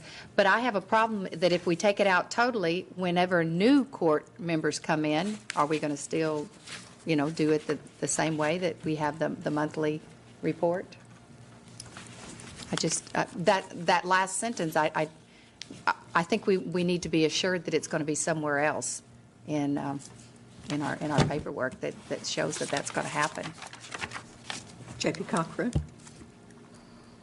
Thank you, Judge. We have a lot of reports that we receive on a monthly basis from various departments that we've asked for, and until we've asked for them to be discontinued, they have been very good to bring them to us. So I'm not so sure that we need to have it as part of our ordinance. It's more a policy that we are doing. Thank you, Judge. J.P. Madison. Thank you, Madam Judge. I realize this may not be affected by the motion, but I would like for us to consider the larger issue of, do we want to grant just any kind of transfers among line items within a category?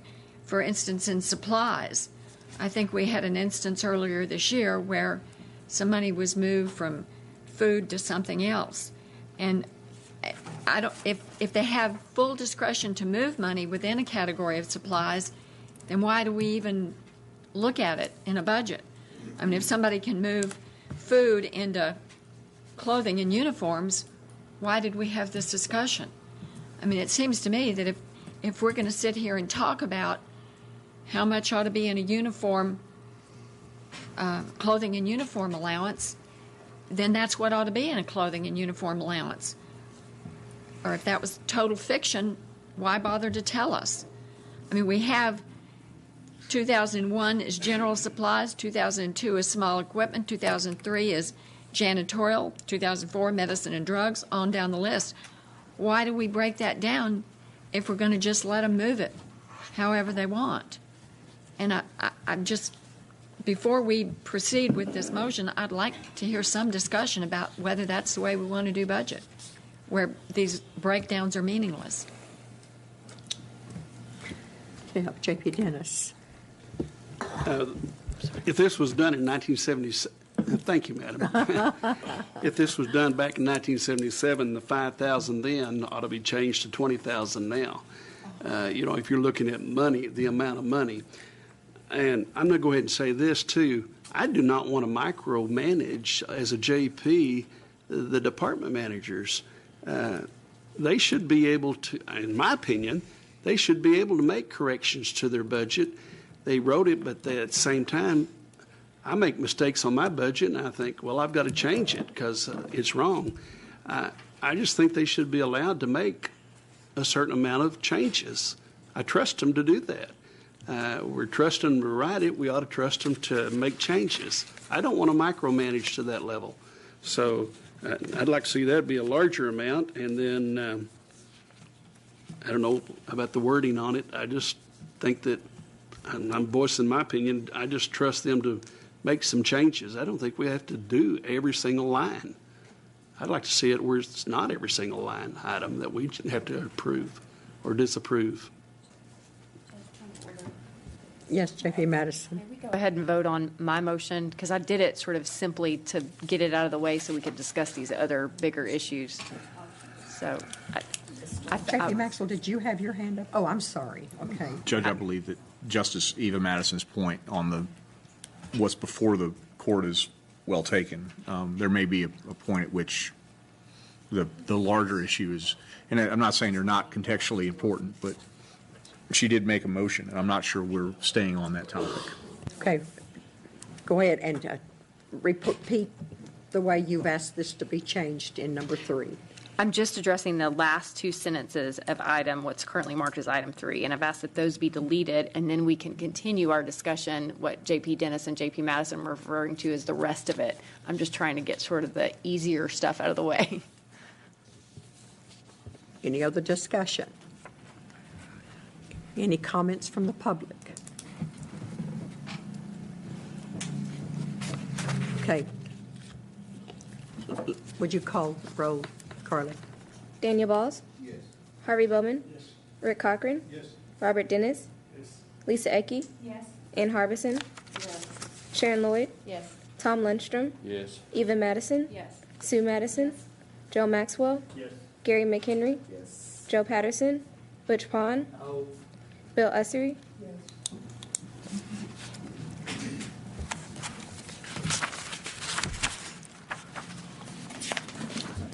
So we're moving to number 4. No, I think we still discussed Judge, they did want to. Oh, more discussion on number, okay. Yes. And I apologize in advance. In preparation for this meeting, I had 2 root canals at 3:30, so that was a good warm-up for budget controls and all that. And most of the anesthesia's worn off, so hopefully I will speak coherently. But I've had the chance to visit with not all, but most of the folks that are affected by budgets and that are on the receiving end of these budget controls. And what I found was a couple of things. One is some really good conversation. And I really appreciate everybody has been very forthcoming with my questions were just what should we keep doing that we're doing, what should we stop doing, and what should we start doing. And I got some really good context from people, and so I want to thank them for their discussion. And in that, I also discovered that there was a lot of misunderstanding about line item transfer caps as the way it has been put out in a couple of ways. And so I agree with J.P. Dennis that micromanaging is, I think, the last thing we need to do. I think you guys have a whole lot of work to do as administrators of your departments. And so I think our challenge, or not our challenge, but maybe our directive is to make sure we're not administering, but we are keeping a good understanding of the budget and just managing exceptions, I guess, rather than details. It would be very cumbersome, I think, to be in your shoes and have every little detail at minute levels be managed. So one of the things that was mentioned was maybe just a high-level cap to make sure that if there is a major exception, either in one transfer or if there was a whole lot of transfers that in aggregate totaled a major exception to the budget, that that would be helpful in catching some of the things that have caused a lot of problems. And I'll give you an example. We asked Mr. Ron Woods a couple of meetings ago about the $42,500 move on a line item from the animal shelter. And as everybody is quite well aware, that generated, I think, 6 meetings, maybe a few more, a whole lot of probably Mylanta sales, and a lot of work for Angela and a whole lot of other people and tons of people from the public that showed up here. And when we got to the bottom of it, that transfer had happened, kind of caught everybody off guard, but it happened, I believe he said, in February of this year. So what we thought was, and Angela did a great job because she actually managed the budget cuts and then quite a bit more. So according to Mr. Woods, that happened during this year that got moved around, and so that left her with a budget shortfall and us with a whole lot of stuff to sort through. So, and I hope we get some really good public comment from this, because I don't think our intent at all is to restrict or administer by any stretch, but to try to catch something that might cause that kind of level of disruption for the county, waste a lot of money, and just help us to do better business, but not put any kind of restrictions on you that's unnecessary. So with that, I think one of the things that was mentioned was a 20% cap. 20,000. Okay. I thought we also discussed maybe a 20% on any line item or total. Maybe I misremembered that, but certainly I don't know that I have a hard and fast number or percentage that I think would be appropriate, but maybe the people that are working with this kind of budget would have an idea. And I know all budgets aren't created equal either. So I think that makes a big difference as well. So thank you. Thank you very much. J.P. Harbison. We had an incident that occurred that, I think everybody was kind of upset with, and because it went actually from one department to another department. It was not a transfer of line items within a department. So I think what we need to do is address that when that occurs, that's what we need to be aware of so that we can appropriate or deappropriate and appropriate the money to the correct place. I think, instead of focusing in on the line items themselves. So I don't know exactly how you would word that, but I would say transfer, that any transfer between departments would have to come to the Quorum Court for approval. J.P. Cochran. Thank you, Judge. We do have another kind of an anomaly in our budget where the utilities are paid in one lump sum under one budget, and they are not really spread to various budgets, but they are covering those departments in actuality. I don't necessarily think it's reasonable to split these out so that we can forecast each one, but I would hate to see the same type of thing happen where, oh, we're not going to pay your electric or your gas or your water bill anymore. You're going to have to figure it out. I really would hate to see that happen, because that's exactly what happened with our animal shelter funding. And I'd like to leave us with our utilities the way they are in one sense. You know, I was curious about the animal shelter's utility bills, and Ron got me the numbers, and I know where that's at, so I kind of can mentally add that to the cost of operating our shelter. But do we need to split those bills out each month when, you know, go out and read each individual meter and figure out how to do it? I don't know that that really accomplishes anything for us, but I really would like to figure out how can we prevent one departmental budget that is paying the bills for other departmental budgets from flipping that money back and forth and, you know, causing a disruption for the other department. Thank you, Judge. J.P. Madison. As J.P. Maxwell was talking about the animal shelter, it occurred to me that it violated the budget control too. And what J.P. Harbison referred to about needing a restriction on department-to-department transfers is actually the part we left in budget control 2. That's exactly what it says. J.P. Cochran's point about utilities is a good one, but I think we've always budgeted by utilities and you just pay your utility bills. But I'm not sure how the buildings and grounds budget paid for animal shelter cleaning supplies in light of budget control number 2.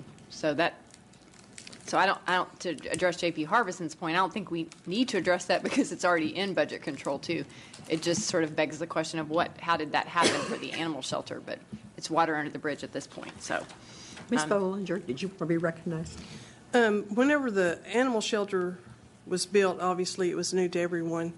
And the buildings and grounds initially was buying their cleaning supplies, but they ended up buying more than what would have been normal for them to buy for other departments. When that was realized, there wasn't there wasn't a line item transfer between departments. The bills were just being paid out of the appropriate department, which was animal shelter. Angela tried to see if she could get through the year without asking for more money, but it was enough of an expense that she couldn't. When she realized that, she came back to the Quorum Court to explain the situation and why she needed the ordinance. There was no money transferred between departments. Okay, thank you. Okay, J.P. Madison. Thank you, Madam Judge. First, let me say I don't personally have a problem with what people refer to as micromanaging. Sometimes I think that's a cop-out to get us off the hook of having to look at details. But if we're going to allow all these transfers, I think you need to be aware of what some of the line items are, because they're not really spelled out that well here. For instance, under supplies, one of the line items is medicine and drugs. Another one is food. Now, we're supposed to be watchdogs of the public's money. I frankly don't understand why we're using public money to pay for food for anybody. Maybe the sheriff and the inmates at the jail. But, you know, I don't think that an elected official ought to be using public money to throw a retirement party for somebody that's leaving, and I don't think they are. But you just need to know that there is a category here for food. And surely, except for the animal shelter and the jail, nobody else is buying medicine and drugs. But if you're going to allow all these transfers, then you won't really know how the money's being spent. So I think if there ought to perhaps be some of these that we eliminate from some budgets. I mean, I don't think every budget in the county needs a line item for food. And I believe it was a bit of a surprise to find out water bottles, bottled water that I thought at some point the court had decided was bad policy, was being paid for out of a food budget, when I thought water came from a water fountain and was part of a utility expense. And frankly, if we're going to keep janitorial supplies in every budget, then we're not going to be able to do what J.P. Lundstrom suggested, that we buy janitorial supplies in bulk on a contract and get a better price. I mean, if Ron Wood could buy janitorial supplies out of his budget for all the departments in the county, The animal shelter might have been able to save some money through a contract price on that. So while we may not want to micromanage, we're still responsible for how the public's money is spent, and I don't think we need to spend any money on food except the sheriff and the animal shelter, JDC. Yeah, where we have organisms that need to be fed or medicated. So let's just be careful if we say we're going to trust the elected officials. We've seen them move money that really wasn't what we had in mind when we did the budget. Yeah, J.P. Cochran. Thank you, Judge. I would like to make an amendment to our item number 3 that would state no department may purchase supplies or other services and charges for another department except for utilities which are aggregated into the general budget.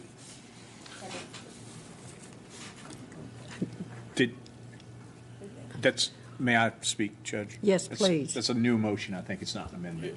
Okay. Yes, it would be. It would We didn't be. have, there's no motion on the floor right now. Additional language for number 3.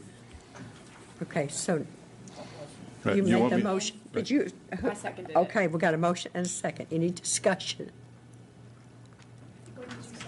Want me to read it again? Would you please? Okay. Thank you. What I've stated to add to number 3 is no department may purchase supplies or other services and charges for another department except for utilities which are aggregated in the general budget. And I don't know if we need to be specific on that one department, Ron's department, where we're putting all our electricity, gas, and water. J.P. Pond.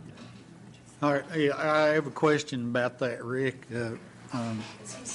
That's a pretty broad, you're covering. Does not buildings and grounds do the cleaning at the health department and library board We room got and all health that? department shaking their heads back here. Yes. Do they not? Or what about the circuit court rooms? Or the circuit court?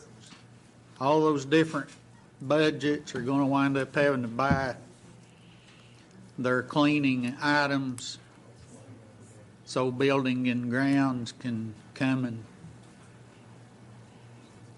and do their cleaning. Each one of these individual budgets is going to have their own cleaning supplies. So when the buildings and grounds people come to clean, they got them there, and they're going to have to buy them there. Well, Judge, if I may, Yes, we know. they need your permission to talk directly to each other. I Okay, apologize. okay. okay, I was just, I was just throwing something out. Some of these things you're making these changes, and you're going to have a lot of things pop up that you really hadn't thought about when you start adding this stuff to. I'm just kind of wondering what's going to pop up out of the stuff that we just totally blocked out. And now you're adding to. I'll talk to you. We got a lot of budgets here that I've gone through, and all these courtrooms and different things on there, they've not bought their own cleaning supplies, just like the animal shelter didn't. So, I'll just leave it at that. I'm just thinking out loud. Just a thought. Thank you. J.P. Maxwell. Just a point of clarification, I asked that question to Mr. Ron Woods about how the determination was as to which ones we paid for the janitorial supplies, whatever.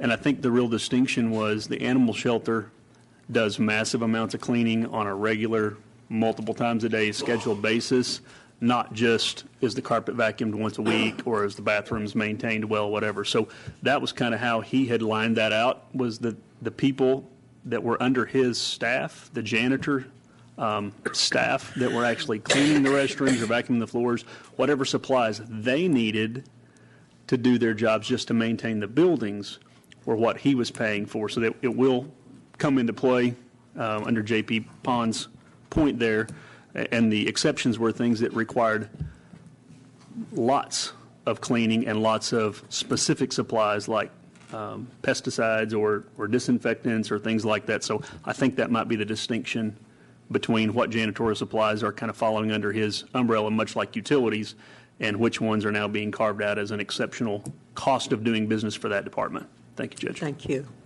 J.P. Harbison. I'm going to make a motion that we accept number 2. There's a motion on the floor. There's a motion on the floor. There is a motion on the floor? Okay, but that's an addition to that motion. Yes, that's a motion. No, it's the motion.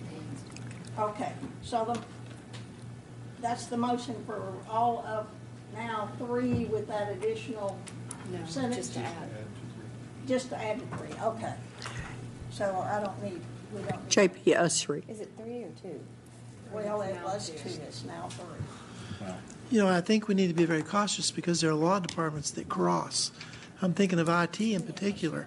IT gets into situations where who's going to pay for it? Are they going to pay for it or I'm going to pay for it? And I think that's another consideration. This is exactly the same thing because they may decide that they don't like one court and make them pay for their computers. In another court, they may have the excess computers they can give them. And so I just think we need to be careful we're not boxing ourselves in here. I think we need to be much more general, but I think we need to be aware when we stop doing something or start doing something we didn't before. So I think we need to work on that wording just a little bit. Thank you. J.P. Madison. I'm confident that J.P. Cochran can figure out a way to get us out of this because I think the purpose of his amendment is a good one. Because I think our overall goal, so think about this, is we want to know what the costs are by department. We don't want to think the animal shelter costs $600,000 to find out it costs $660,000 because $60,000 was covered by another budget. I think the issue that I see everybody nodding their heads about is the services that Buildings and Grounds provides just by cleaning your offices. You don't want to go have to buy your own toilet bowl cleaner and then go give it to the janitor. So it seems like if we maybe added to the utilities issue the cleaning services that are provided by Buildings and Grounds for the various facilities, there's more. Okay, well, Ms. Ritchie is shaking her head that there's more, but because I think the ultimate goal is if IT is out there buying computers for one department and not the other, we need to know that because that department should be covering those expenses. IT shouldn't be having to buy for one and not the other.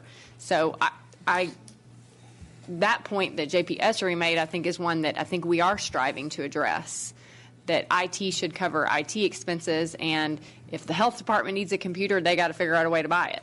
They might need IT's help installing it, but I think the idea is to get those big expenditures to the department, and I think some of us would like to know what the utilities are. There's just not a good way to do it, just like there's not a good way to do this. But if you all could help us identify what are these issues that are really impossible to break out, we can try to address those. But otherwise, our existing budget control 2, that's now 1, I guess, says transfers are not going to be made between departments. And somehow yet we're doing that and saying that it's just because one budget's covering it for another budget. That's not okay. That's what the goal is. So it could say except for utilities and cleaning services provided by the Buildings and Grounds Department. I don't know if that's enough. J.P. Lundstrom. Well, I want to say that I agree with J.P. Sue Madison about this micromanaging. I've heard that term for the 9 years that I've been here. And our main job as JPs is to control the budget. So some of that is just going to happen where you say yes or no. You get this much or you get that much. With these interdepartmental transfers, I've seen 2 since I've been here. One was when the court clerk transferred $50,000 out of one of her funds to the county employees to pay their increase in medical expenses. That's $50,000 worth of taxpayers' money that went directly to individuals' income, in a sense. Mr. Sylvester transferred $20,000 to the animal shelter. Actually, what he did was move $20,000 out of his fund into two of his line items and then transferred general funds out of his line items to the animal shelter, which exceeded $5,000. So we're not really living by this thing now, I think, in the strictest sense of the word. Now, if I'm too used to calling him Kyle, I can't get over this formality stuff, but if Kyle needs 3 or 4 printers next year, and he finds that fund of his is $20,000 less than it was before, and he has trouble buying those, which is what that fund is for, then he's going to come to the Quorum Court and ask for more money to pay for them. It's going to come out of the general fund. Folks, we don't have any money here that does not come from taxpayers. These department heads are not reaching in their pocket and giving money to these other departments that are short in a budget. It goes back to what we're talking about here. We didn't even know that $40-some thousand a year was going to the animal shelter from buildings and grounds. We'd have known about the utilities thing. But some of these we just need to get a handle on. We need to know what it actually costs us to run these departments if we're going to budget the departments. That's what a budget is all about, is deciding where and how the money's going to be spent. And some people are going to like it, some people are not. I've been here when we weren't able to give raises. Believe me, we didn't have a single employee that liked that. But it had to be. Maybe this year, I don't know, till I get a better feel for what kind of revenue we're looking at. But some of these budget controls are important if we actually live by them. If we don't, problems may crop up. But I think if you give a person like Ron Woods had $1 million in his maintenance budget, y'all remember that? We took $500,000 out of it, and Ron Woods still made it through that year.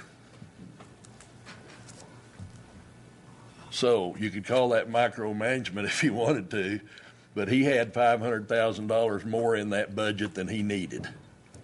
Just turned out to be a fact because we took it out and he still made it.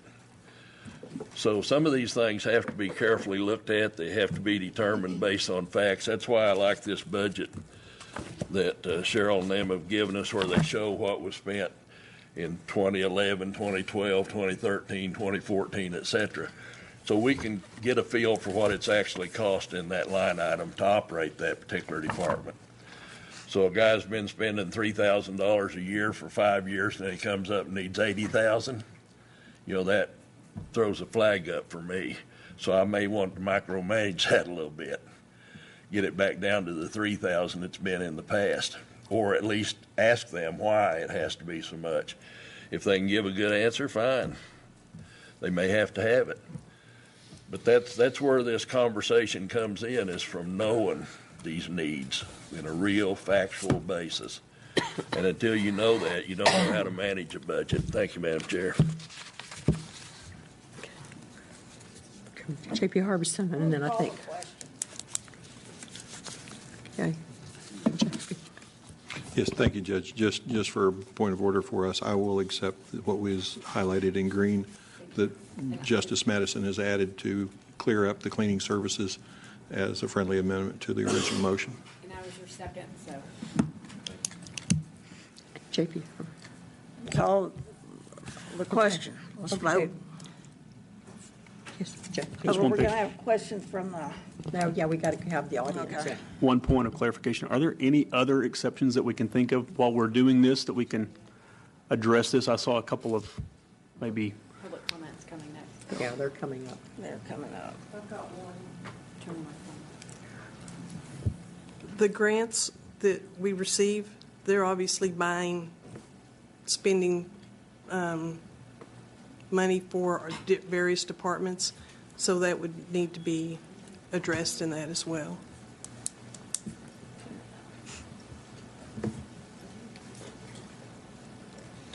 Judge.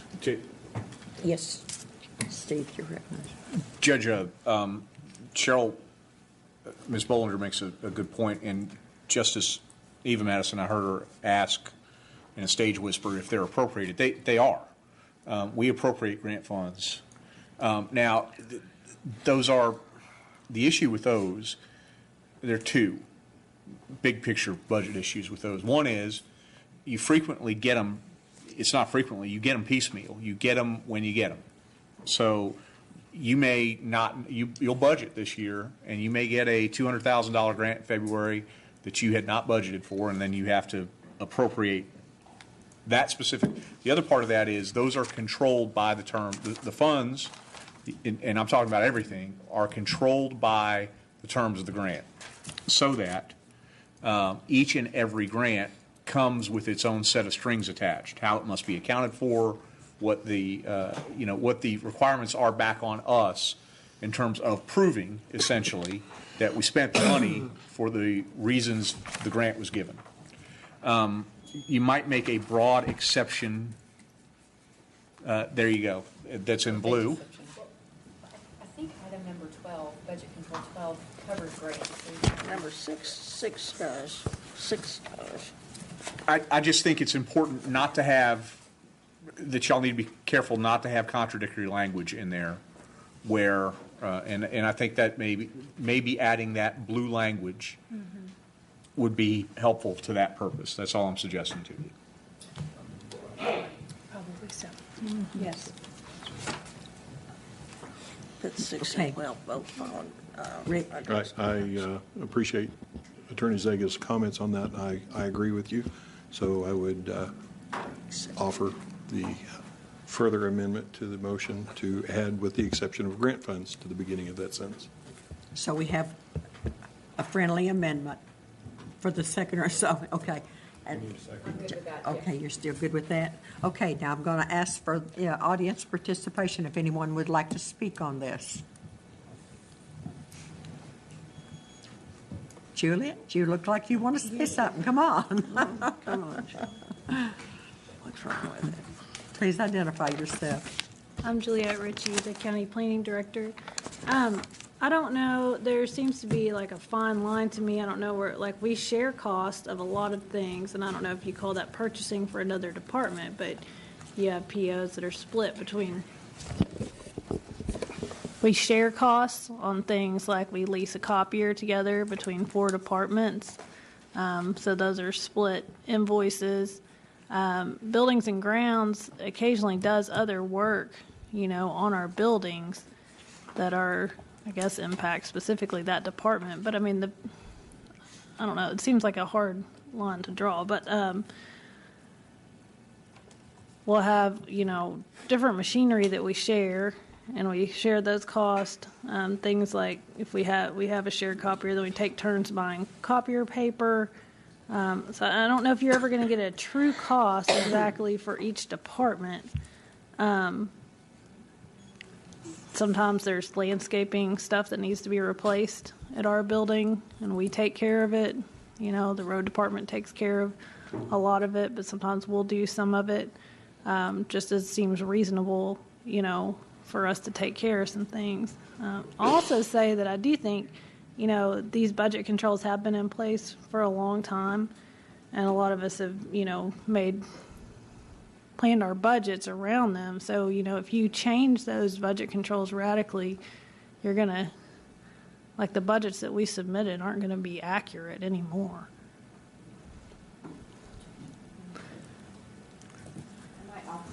My offer that after cleaning we do and maintenance services, because I think you're correct about landscaping and other kinds of things, but I don't see a problem with the cost share of equipment, because I think you're paying your share and the department's using their share. So it seems to me that that's okay, but I think probably adding maintenance services. I think the trouble we're getting into is these general services that Buildings and Grounds provides for everybody. I think that's the problem. I mean, technically, IT provides services for everybody. The comptroller provides services for everybody. So, but we're not going to divvy that up because that's just the purpose of the office. I think at Buildings and Grounds, it's just perhaps the more troublesome one. Well, IT, that's a question too. I mean, I don't know if it's a purchase of services or supplies or other services. So, when we've had some issues come up with some programs and things that we have, You know, sometimes IT will foot the bill for them, and sometimes we foot the bill. It depends on what's happening. I mean, that's a service, is it not? It's a purchase, though. It's taking money out of a line item. If IT comes and fixes something for you, I don't. No, I'm talking about like if we have to have contract services to work on one of our programs. I mean, I kind of think your department should bear those. I mean, that's my view. I don't, because we want to know what it costs to run planning. But we So. but we do a Okay, lot let's of don't work. have discussion. But we do a lot of work together. I mean, we've bought training classes before, and the assessor's office comes and sits in on them because they're for our GIS program, and we all use those. I mean, we've purchased plotters together. We purchase supplies for those plotters. I mean, we just try to divvy it out. We don't keep track of how many people are doing what. I mean, we do function as a county together, like across elected officials' lines and across department lines. And I know that y'all are focused on janitorial supplies, but I guess I'm just saying that I think a lot of things are going to be unclear how we should handle them if that's restricted. So, like, if I pay for a training class and we have other people come, or vice versa, or we run into issues with the IT, I mean, we have a technology program, so if we have trouble with it, we need to come directly to y'all if we don't have the money budgeted for it. I don't know. I think a lot of things even out over the year because we all work together, and I don't know. But to me, it's not exactly clear what we're supposed to be doing. If y'all just eliminate that. Thank you, Juliet. J.P. Lundstrom. Well, just quickly, I disagree. I don't disagree. I agree with you. And I understand we have some of that. But we have other examples, like IT came in here and wanted $90,000 to buy cameras for this security out here, which has normally been in building and grounds budget. So we took the $90,000 out of buildings and grounds and paid for them instead of giving the money to IT, knowing that we may run his budget a little short since it was an emergency requirement. But I mean, that's just one example, and I know what you're saying is true also. That's one example where we were able to put it in the proper budget. Yeah, some things just don't. So we know what security cost us. Right. Some things just don't have a proper budget. Like our GIS system, we don't have a GIS department. So all 4 of them primary department users, we talk about how we can split up costs, you know, when things are needed, like new servers and stuff like that, or licenses that we all share. So, I mean, there are things that we purchase all the time. I agree with that. We still have to have a budget, a line item budget. So we're, I understand. I'm just so telling you still that there are other things besides what you think of as tangible supplies. Thank you, Juliet. J.P. Bowman. It would appear to me that things like copier paper would be bought by purchasing and kept on hand so that people could come get that, because I think that you'd be able to buy a contractual agreement on something like copier paper, have it on hand, and then be charging it out by department as those departments request those supplies. Would that not work for you? Thank you. J.P. Cochran. Thank you, Judge. What you're speaking of, Juliet, is where you jointly get together. And my intention with this paragraph or sentence was where one department's purchasing for another.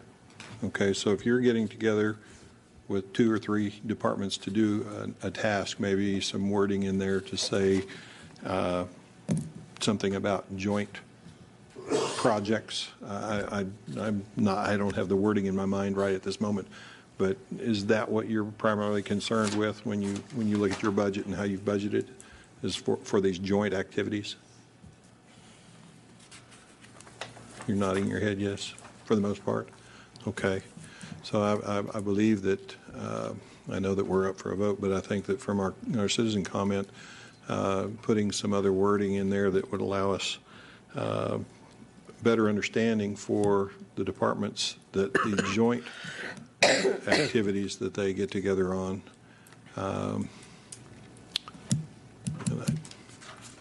Oh, there we go. We got some words going. Hold on. Let's see what we have here. This does not apply to departments who work together in joint, I don't know, projects or cost sharing. Okay. Okay. Okay. So adding the words or another sentence, this does not apply to departments who work together in cost-sharing projects, seems to cover the objection that Juliet has brought to us.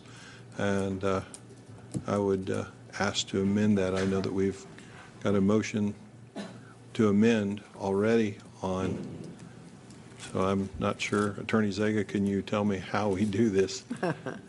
Would you, Justice Cochran, may I speak to him, Judge? Yes, please do. Justice Cochran, tell me the intent of what you want to do again. Okay, what we've added on the board there, to add another sentence in there, we've already had a motion, and then we've added friendly amendments, and then I believe the last I made it as an amendment. I don't think I made it as a Is that the last amendment. part in green? Right, the very last sentence there. No, So- if it's accepted by the second, it would all be one Okay. motion. Okay, can we accept that? Okay, Justice Madison's, okay. So now we have a new motion. Thank you, Judge. Let me recognize J.P. Ecke. Thank you, Madam Judge.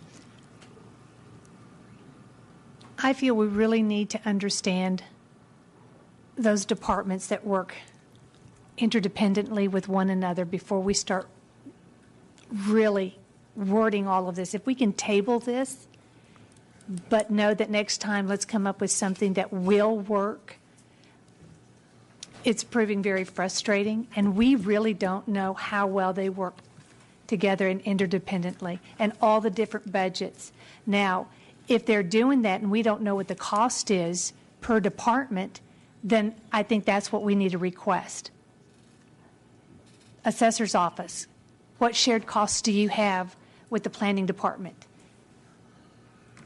Buildings and grounds, what planned expenses do you have with this? So that way we know how the county really is working together. And unless we know all of this is going to be happening, and I can see you getting frustrated to the nth degree because we don't understand. Either we table this to get a better understanding of what's going on and move on to the next item, and perhaps go home, think about it, reword it, and revisit this, or take a vote on this. But we really need to know how our departments work interdependently with one another to save costs. But we need that information, and we need to know that, and we don't know. So there's this communication breakdown. But if we can get that, we can move forward and approve what needs to be approved. I don't know if that's... I'm moving to table. Now we've got a motion on the floor. It would take precedence, Judge, if she gets a second, but I would, may I Yes, inquire please. of Justice Epke? Are you moving to table indefinitely or to a fixed time in the future? To the next meeting. Okay, that's a fixed time. Thank you. Okay. I have a motion to table. Okay. Okay. It's debatable, Judge, if you want to have debate. Any comments? Any debates? Ann? My problem with all of this is that I don't want us to be doing something that ties the hands of the departments and they don't feel that they can work together, or that they have to, it needs to be very transparent. And it's, I'm not sure, the wording that's in yellow appears to cover everything, but when we get down the road. I'm going to have to call point of order because it's not, you're not speaking on the motion right now. I'm On the sorry. motion to table? Yes. Okay, we have a motion to table. I have a second. Any other discussion on this motion? J.B. Pond? If we postpone this for a short period of time, it would give department heads and elected officials time to give some input on what it is we're doing here, how it's going to affect the departments. Thank you. I would like to take a little bit of liberty here to tell you, we're going to have to move forward on some of this stuff, and I really, truly appreciate what you're saying, but we are running out of time getting budgets ready. We have to approve the millage on the Quorum Court night in November. We don't have any choice but to approve the millage. Now, we can go ahead and carry the budget approval over into December if we need to, but we're pushing for time. We're running out of time, so you need to think about this before we make too many commitments here. That's all I wanted to do is make you aware of this. Yes, I agree with tabling this to get further input from the deal and going with a recommendation from our elected officials and the operating departments. I think it wise. My main purpose, and I believe the court's in agreement pretty much, is that we really don't want any more surprises on monies sliding between operating departments that we don't know about, because we do want to know what the departmental costs are. And a good representation gives us a good view of what it costs to do a particular job. So, are you pulling your motion down? Well, I can do that, and that'll save us a vote. That's right. I'll just withdraw that, and we will have that up for discussion on the next meeting. Okay. Thank you, Judge. It was just on that one thing, or is it on the whole budget control? Just that one, let's go to the next one, can we? We're still on 3? All right. Which is known as 2. Who's on first? So, where are we exactly? Judge, is there further, Yeah. I don't know if there's further discussion on 3 or not. I think we have to take out the part about the Finance Committee. I know when Attorney Zager read it, he sort of amended as he went, but we have to take that part out.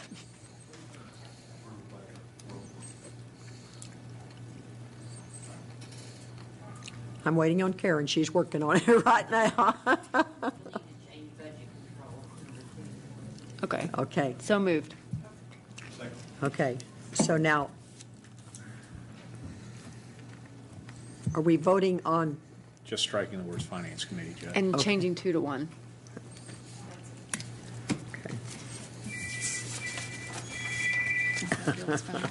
Okay, so now, are we? Okay, all in favor, say aye. Aye. Opposed, same sign. Okay, thank you very much.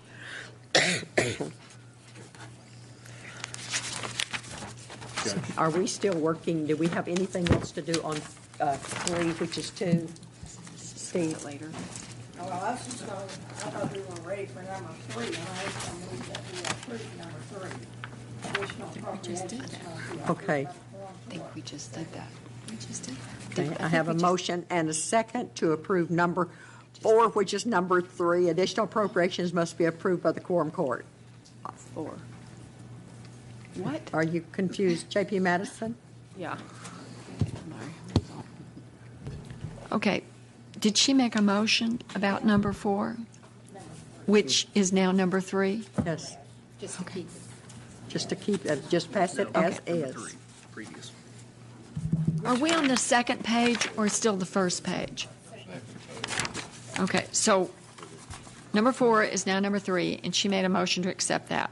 As is. Okay. Is there a second? Yes. I have a motion and a second. Then I'd like to speak against it. Okay. At the appropriate time. I don't see anything remotely necessary about number 4. Appropriations, of course, must be approved by the Quorum Court. Why would we have to say that?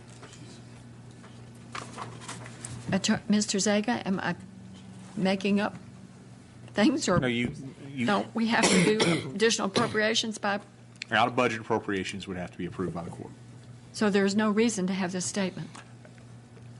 I'm not, Justice Madison, I'm not going to go Okay, I'm not trying to there trap you, again, because part of the idea with this is who reads these things and looks at them and says, these are my go-bys that the Quorum Court is giving me.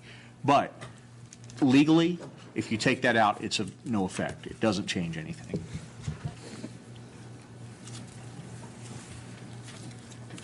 So we'll have any more discussion on it? We have a motion on the floor and a second. Any other discussion? We need to work on making these simpler. So I think we shouldn't say things that we legally have no reason to say. So I'm going to vote against the motion. Carly, would you call the roll, please? Daniel Balls. Oh, I'm sorry, public comment. And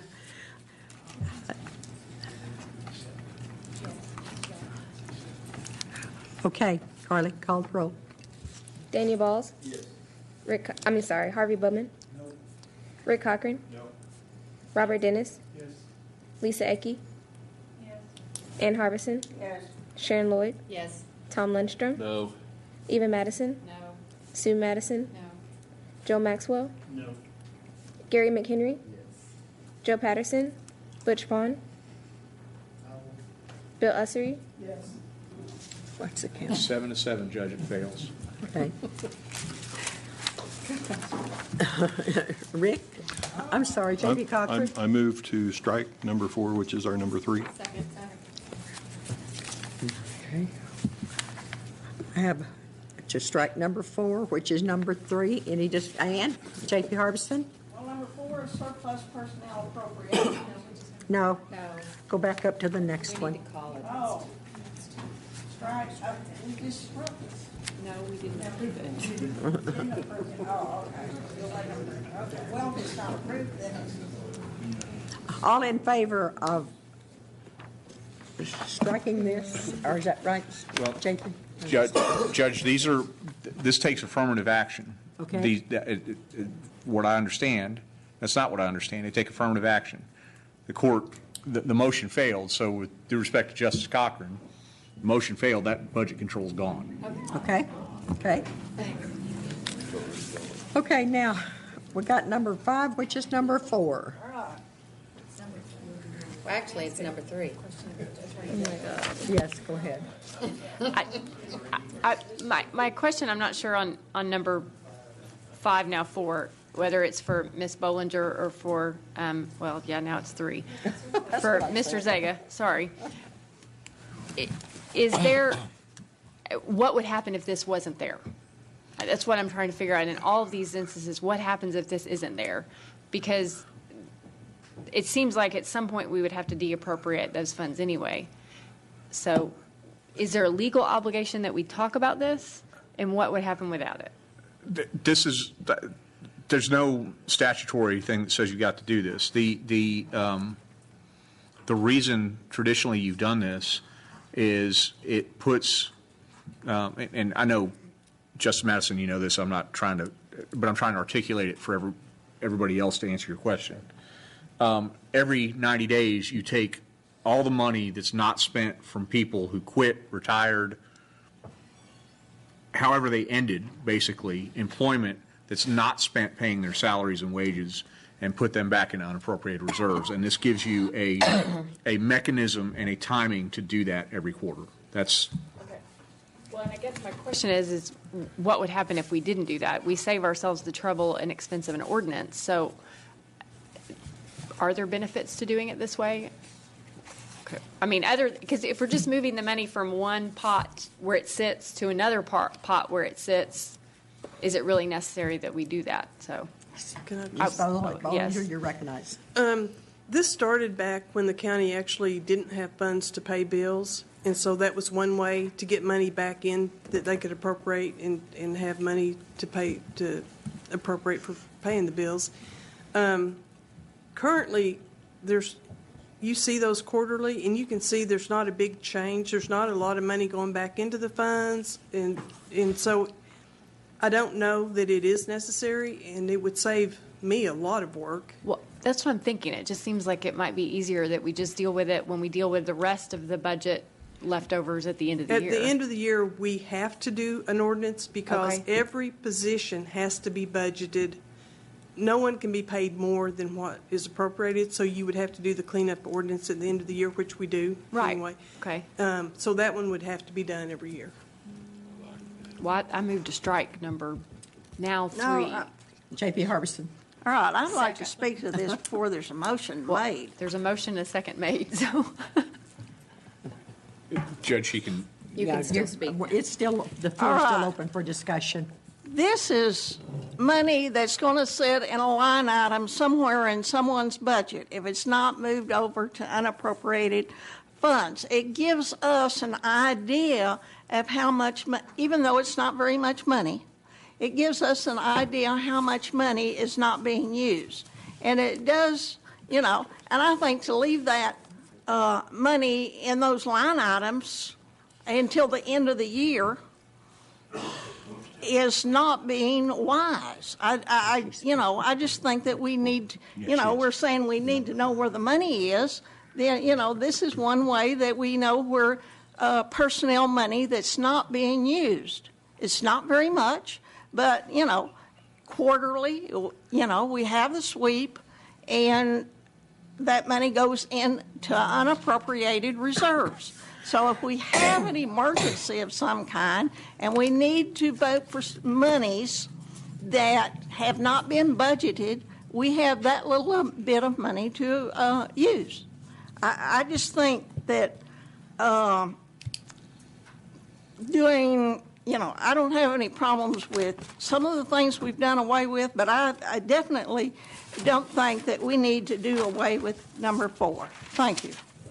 Just 3. Or 3, whatever it is. Okay, J.B. Madison. Thank you, Madam Judge. This money can't be transferred somewhere else. It's sitting stuck wherever it is. Yeah. And I was impressed that Ms. Bollinger just said it would save her a lot of work. And I'm sorry, but work is money. And if we save her some work, she can do something else. That translates into money. And it's not like the money's hidden or secret. It can't be used for anything else. If we had some crisis and needed to use it, I have every confidence that Ms. Bollinger would come and say, guess what? You can use this money. So I don't see any reason to have this here. It is another redundant statement as far as I'm concerned, unless I've misinterpreted what you've said. Thank you. No, you understood what I said. In next month, in October, is when we typically would do this, and we will do it this year because these are the budget controls for this year.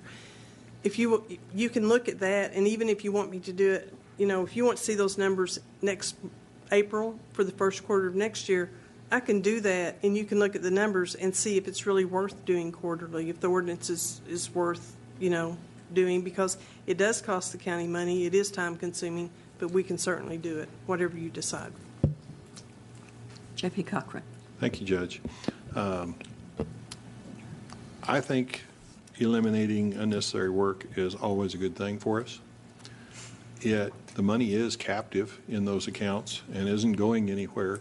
And if we were in dire straits, we could come to you and say, Cheryl, would you draft that ordinance for us? You'd take the time then to do it, and we'd have that money available. It wouldn't be a whole lot necessarily, but if we needed it, and I hope we don't. I don't want to go there. That's the land of bad things. So I would be in agreement to remove 5, which is now 3. Thank you, Judge. Thank you. Okay, now, we have a motion, and we have a second to remove this in its entirety. Am I correct? Yes. Any other discussion? Any comment from the public? Carly, call the roll, please. Daniel Balls? No. Harvey Bowman? Yes. Rick Cochran? Yes. Robert Dennis? Yes. Lisa Ecke? Yes. Ann Harbison? No. Sharon Lloyd? Yes. Tom Lundstrom? Yes. Eva Madison? Yes. Sue Madison? Yes. Joe Maxwell? Yes. Gary McHenry? Yes. Joe Patterson? Butch Pond? Yes. Bill Ussery? Yes. Okay. Now we'll move on to number 6, which is number 5. Appropriation for use. We haven't gotten a number 3. This is 3. We got 1. It's going to be a 3. 3. Appropriations for the use of grant funds may be made by ordinance with a grant agreement approved by the county judge. Written approval from the grantor must be provided to the comptroller's office through the county judge for line item transfers within grants. If approved by the grantor, line item transfers involving supplies, other services and charges, and capital outlay categories can be made at the discretion of the comptroller's office. All personnel positions funded by grants will be annotated as such and may be abolished upon the expiration of the grant. All grantees must follow all Washington County accounting procedures. The Quorum Court must approve in-kind costs for grants prior to grant acceptance. All grants will be administered through the County Grants Administration Office, with all billings and financial reporting being handled by the Comptroller's Office. Go ahead. Ms. Bollinger, I wanted to ask you for your input on this in terms of what you think we should really say in ordinance form, because a lot of this looks like procedures that maybe come from your office. I guess with all of these, my main question is, what would happen if we didn't have this? Because I think that, like Mr. Zaga was saying, grant funds come with restrictions. So we follow those restrictions. I think number 12, whatever number it's up to now, 12 talks about following the grant regulations. So I'm trying to figure out what we really need here.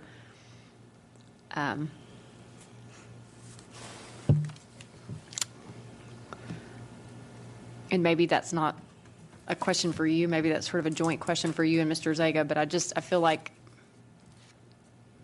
we don't necessarily need to say all of that. May I? Yes, please. Thank you. Engage in colloquy. Justice Madison, I would recommend leaving some of this language in. Okay. For example, appropriations for the use of grant funds. Don't you think that should be a must? And it should. It's Okay. either, there needs to be mandatory language there. Okay. Be made by ordinance with a grant agreement approved by the county judge. Must. And then, Remove may and insert must. Some of these other things are not, again, necessarily, and Renee's still here? Yes. I see her. Oh, she is? Where is she? Oh, she's all the way back there. Ms. Bybee, I apologize. And I think potentially she would actually have more technical expertise on Okay. some of this. I didn't know you were back there. I'm sorry. However, I would say that this is not a lawyer advice. It's a former budget chair talking now. The annotation of grant positions as grant-funded soft money positions was something we put in while I was on the court. I don't think I was budget chair then, for our protection, essentially to let us know that's a soft money position, and that we were, if the grant money ran out, we were not obligating ourselves to later fund that position. So that's the 1, 2, 3, 4, 5, 6th line, halfway through, that all personnel positions. And I guess that may is right, because we could continue to fund it. Yes. Okay. Well, because it seems like, because I was trying to figure out, if you read some of it, like written approval from the grantor must be provided to the comptroller's office.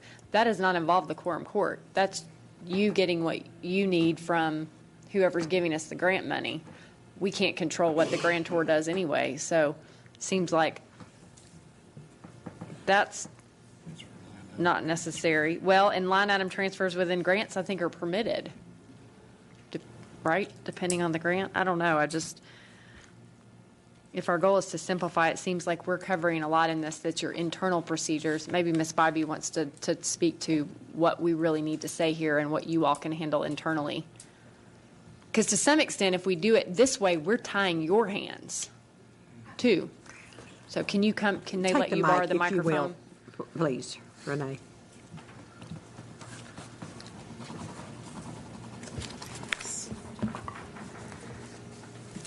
I think that what you could do is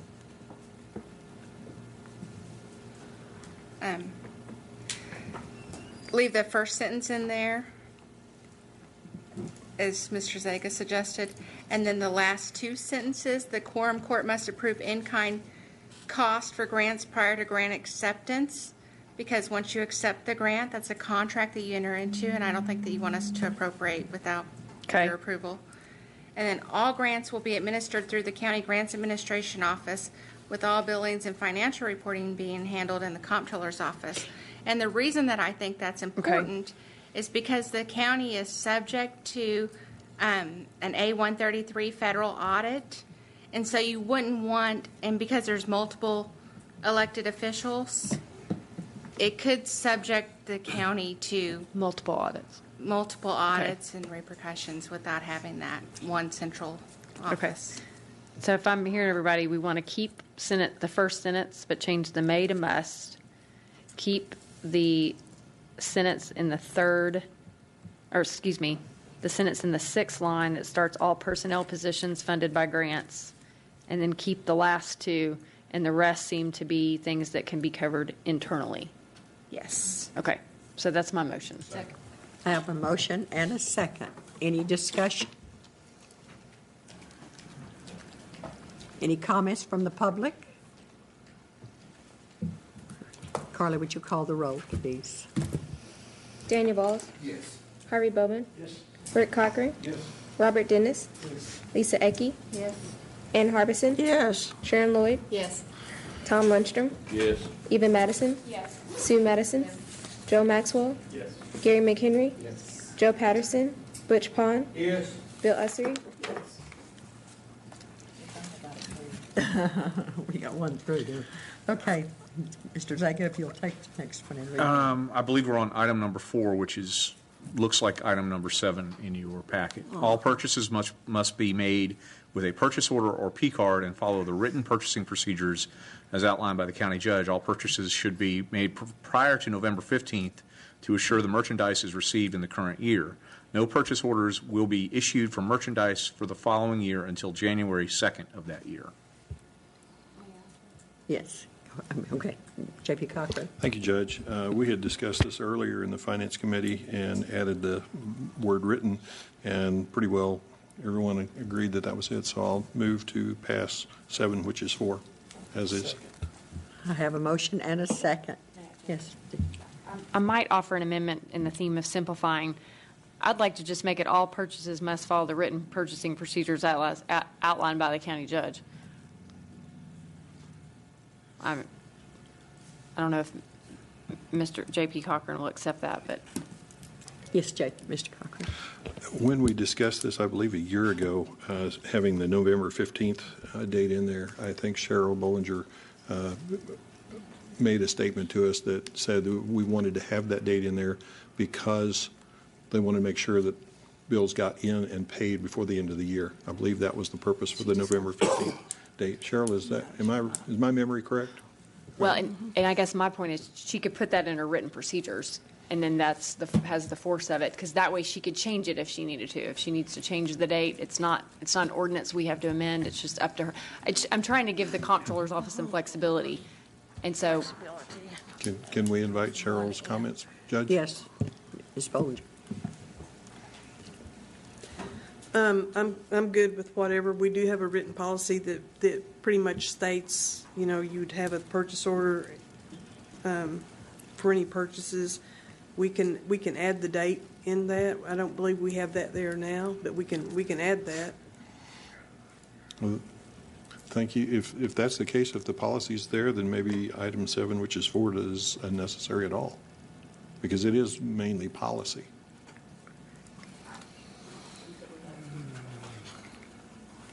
Okay, now tell me what you're saying there, J.B. Well, Cochran.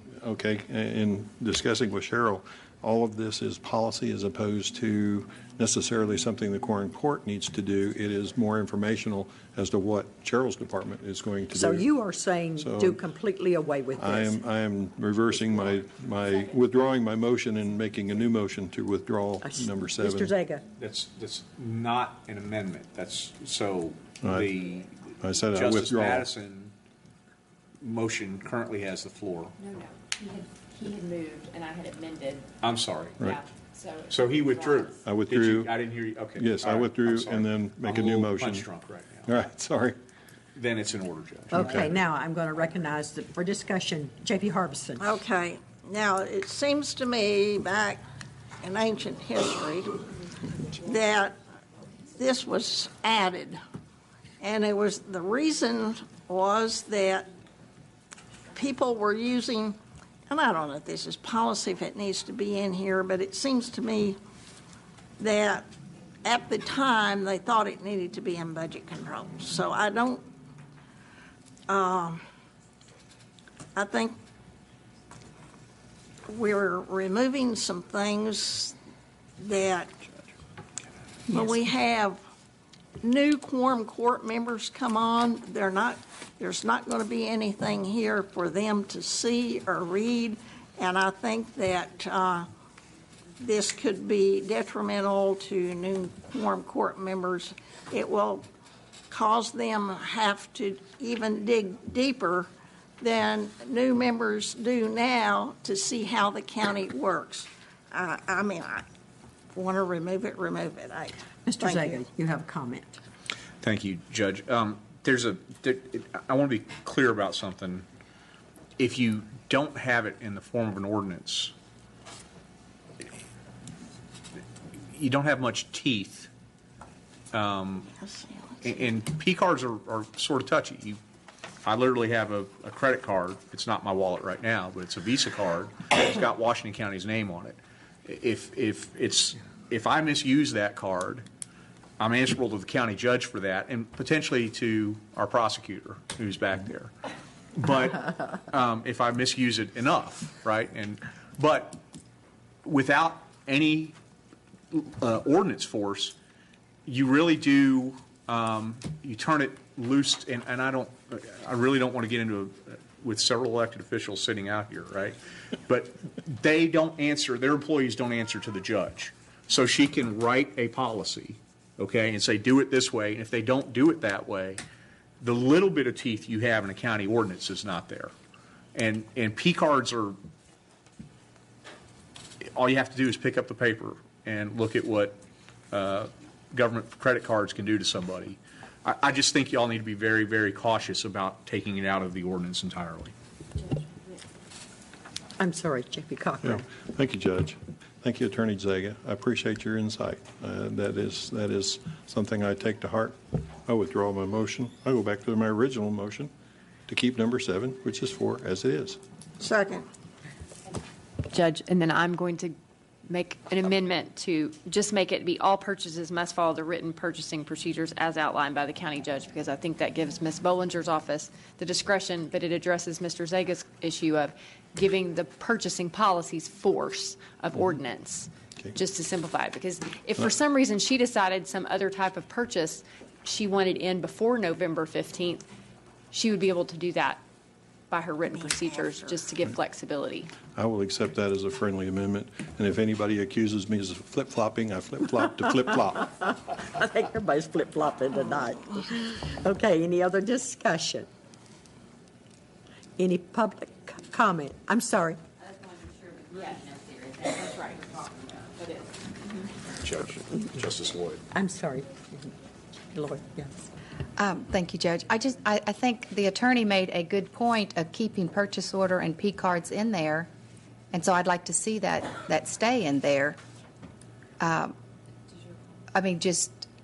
can keep the first full sentence and leave the purchase order and the P card, because he did make a good point that it needed to stay in there, and you agreed, and then we took it out again. Okay. I'd like to see that one still stay up there.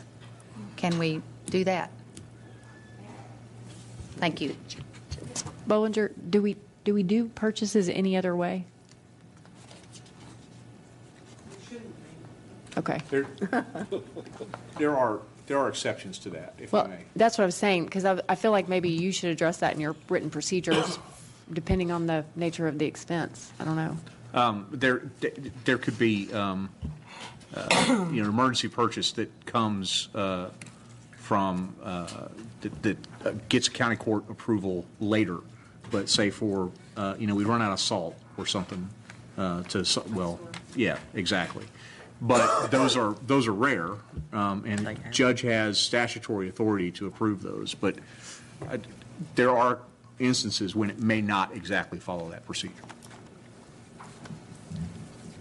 Okay, where do we stand now?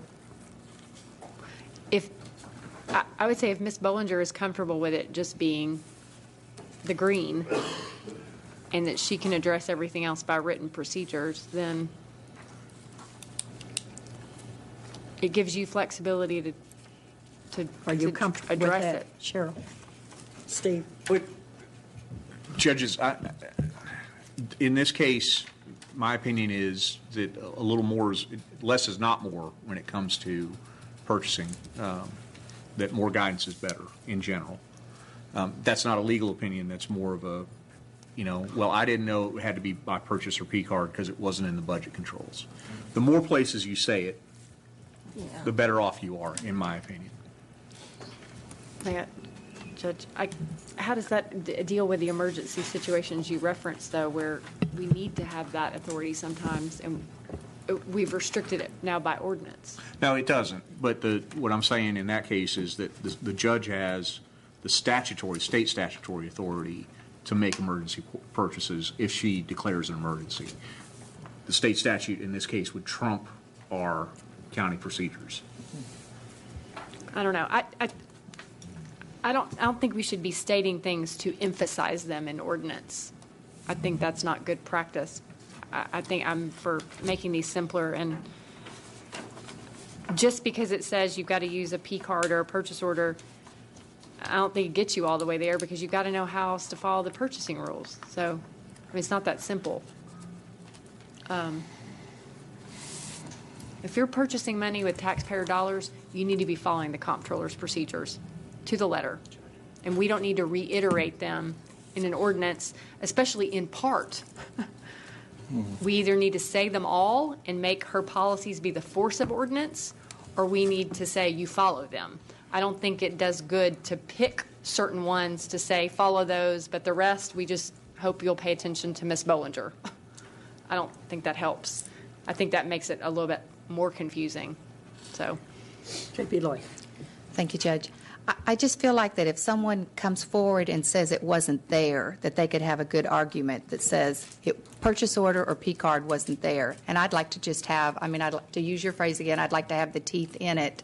It still says follow the written purchasing procedures and as outlined by the county judge, so that's still going to be there. But I don't want someone coming forward and saying that you struck it out and that it wasn't there. That's my only argument. I don't want anyone not thinking that it's clear. I like simple. I want to be clear. Okay. Yeah, so we have a motion. Jake Harbison? You made that motion, so do you accept that addition, or does it need a second? We've got a motion and second on the floor. Well, I I know, but we have an addition or an amendment to it to add back, be made with purchase order of P cards. I don't think Steve. JP's made that motion. Steve, go ahead. I don't think JP's made that motion, Justice Harbison. I didn't hear it from the horseshoe. Okay, I'll make the motion. Can I do that? Yes. Would you make- I'd like to make a motion that we be made with a purchase order or a P card. Second. I have a motion and a second. That's an amendment, Judge. That's an amendment. Do you accept the amendment? I would like to put it to the vote. Okay. And we'll vote J.P. Lloyd's first. Is that correct? That's correct, Judge. Okay. Does everyone understand what you're voting on? Carly, call the roll. Could you say? Change here. Are we voting on? Yeah. That's right. We'll vote on the one, and then we'll vote on the other. Yes. Carly? Daniel Balls? Yes. Harvey Bowman? Yes. Rick Cochran? Yes. Robert Dennis? Yes. Lisa Ecke? Yes. Ann Harbison? Yes. Sharon Lloyd? Yes. Tom Lundstrom? Yes. Eva Madison? No. Sue Madison? Yes. Joe Maxwell? Gary McHenry? Joe Patterson? Butch Pond? Yes. Bill Ussery? Yes. So the motion has passed On the amendment, Judge. on the amendment. Now we're on to the main motion again. Okay. Okay, let's start. Any other discussion? Any comment from the public? Carly, would you call the roll? Daniel Balls? Yes. Harvey Bowman? Yes. Rick Cochran? Yes. Robert Dennis? Yes. Lisa Ecke? Yes. Ann Harbison? Yes. Sharon Lloyd? Yes. Tom Lundstrom? Yes. Eva Madison? No. Sue Madison? Yes. Joe Maxwell? Gary McHenry? Yes. Joe Patterson? Butch Pond? Yes. Bill Ussery? Yes.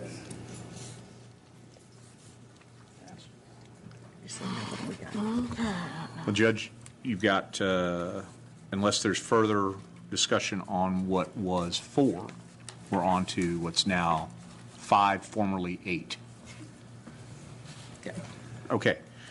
General services shall be notified by the elected official department head of any capital items that have been assigned to that office/department which are no longer in use by that office department, so that the items can be made available to other offices, departments. J.P. Madison. I have a hard time figuring out why this is a budget control. It doesn't have anything to do with the budget. I feel like the county judge, general services is under your purview. It seems like you could just direct departments to do this. I'm not sure why the quorum court has any role in it. So I think formerly number 8, number 5 should be deleted, and I make that motion. Second. I have a motion and a second to delete number 5 in its entirety. Any discussion? Any comment from the public? Carly, would you call the roll, please? Daniel Balls? Yes. Harvey Bowman? Yes. Rick Cochran? Yes. Robert Dennis? Yes. Lisa Ecke? Yes. Ann Harbison? Yes. Sharon Lloyd? Yes. Tom Lindstrom? Yes. Eva Madison? Yes. Sue Madison? Yes. Joe Maxwell? Gary McHenry? Yes. Joe Patterson? Butch Pond? Yes. Bill Ussery?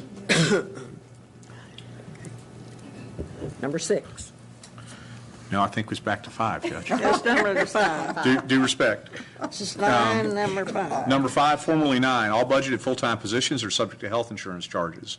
The quorum court sets rates for these charges. Monies are transferred monthly from individual department budgets into the insurance benefit fund. These monies are transferred regardless whether all positions in the departments are filled. Yes. May I ask why we need this one? These seem to be obvious. Perhaps Ms. Bollinger can shed some light. This is a budget issue. I mean, the ones you've thrown out was not, you said were not budget issue policy. This is a budget issue. Well, but again, I think I ask if this isn't there, what happens? Because maybe Mr. Zega should answer that, because I have a hard time figuring out why we need to say that you got to pay for your health insurance. Judge, I have a Well, question. yes. Go ahead. Go ahead. First, let me recognize Okay. the attorney first. Judge, at this late hour, may I have continuing permission to engage the court members in Yes, direct please, discussion? please. Thank you. Part of the issue here, J.P. Madison, comes from the fact that we're self-funded, and the part that the heart of this particular control to me are the last 2 sentences. Monies are transferred monthly from the individual department budgets into the insurance benefit fund, and that the monies are transferred regardless of whether all positions and departments are filled. In other words, we expect you to budget for health insurance in accordance with the number of positions you have, not necessarily the number of employees you have to get them on. I think then perhaps my question about whether it's necessary is the way it's worded. I think what we're doing here is we're directing the comptroller's office to do something, and that is not clear from the way it's worded. What Mr. Zega just mentioned about the last 2 sentences, which I think may be the only ones needed, should be that the quorum court maybe directs the comptroller to do this, because that's the problem I have with some of these is reading them. I don't know who's we're telling what to do what. And then that is needed, Ms. Bollinger, you're right, because we're directing you to do something that otherwise would not be done. Okay, so then I think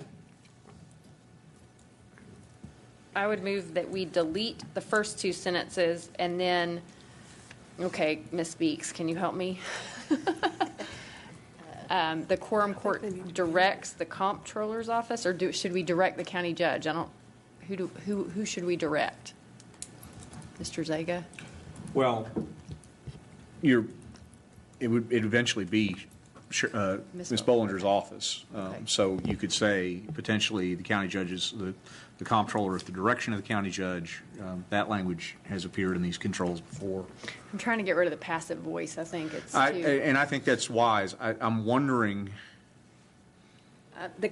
how you do that. And the comptroller will transfer monies. The comptroller will transfer monies monthly from individual department budgets into the insurance benefit fund, regardless of whether, All positions. yeah. Just the comptroller will transfer monies monthly. Do we need to say comptroller twice? The comptroller will transfer money? J.P. Cochran. She just took it out, Sharon. Thank you, Judge. I was looking at the monies are to be transferred. Okay. Would that work for where you're trying to go? I'm sorry. Monies are to be transferred monthly from Sorry, the individual. comptroller will transfer monies monthly from individual department budgets into the insurance fund, and then just delete, Ms. Beeks, these monies are transferred, and just make regardless be part of the same sentence. For all positions in the departments, whether filled or not. Yeah, I think that's right. Probably after insurance benefit fund, but for all full-time positions, maybe? Is that right? I'm getting a little dizzy, I think. Comptroller will transfer monies monthly from individual department budgets into the insurance benefit fund For all full-time. for all full-time position, personnel, regardless. for all full-time positions. And I guess we need an of in there. I'm sorry. Ms. Bollinger. I hate to give my chair up, but Lindsay needs to come and address this because it also should probably include some part-time positions. Oh, okay. Come right on.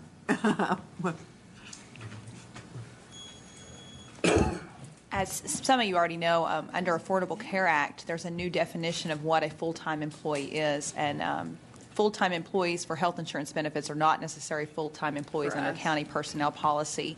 And so we do probably need to put some language in there for qualifying part-time employees as well. We have very few that do qualify, but we do have some that have been able to be eligible for insurance this year. Okay, well then Ms. Beeks is typing it, and that is my motion. Second. Did she put the qualifying? She did. I do have a question, Judge, if I may. I do have a question. You need an of, Karen. A question. Even though it's being struck out of the language, it says rates set by the quorum court. What rates are they talking about?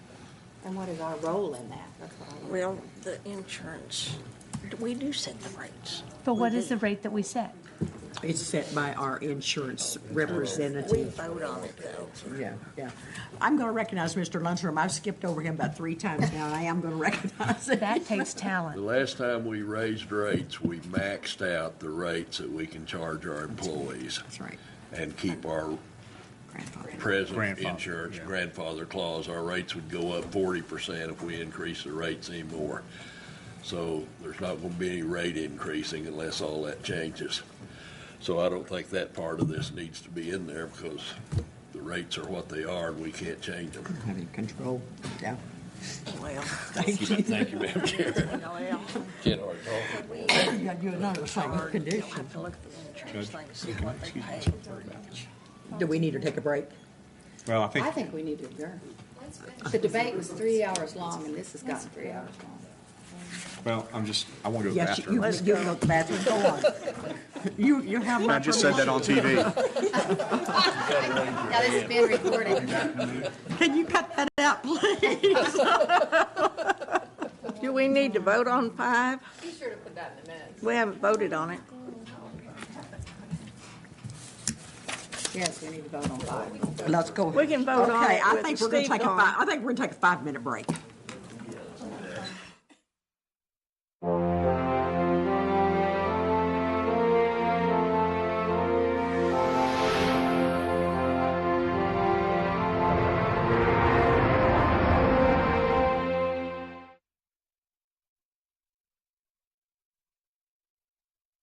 Go home. Is that an adjournment? Yeah, almost. We need to vote on. Okay, we're number 10. No, we need to vote on that. We didn't vote on. Number 5, okay. Tell us what we have up there, Karen. Tell us. Everything in green is what I have. Okay. The comptroller will transfer monies monthly. The comptroller will transfer money from individual departments to the nobody works at all full-time positions and qualifying part-time employees, regardless of whether all positions in the department. Okay, so we have a motion, we have a second. We have any more discussion?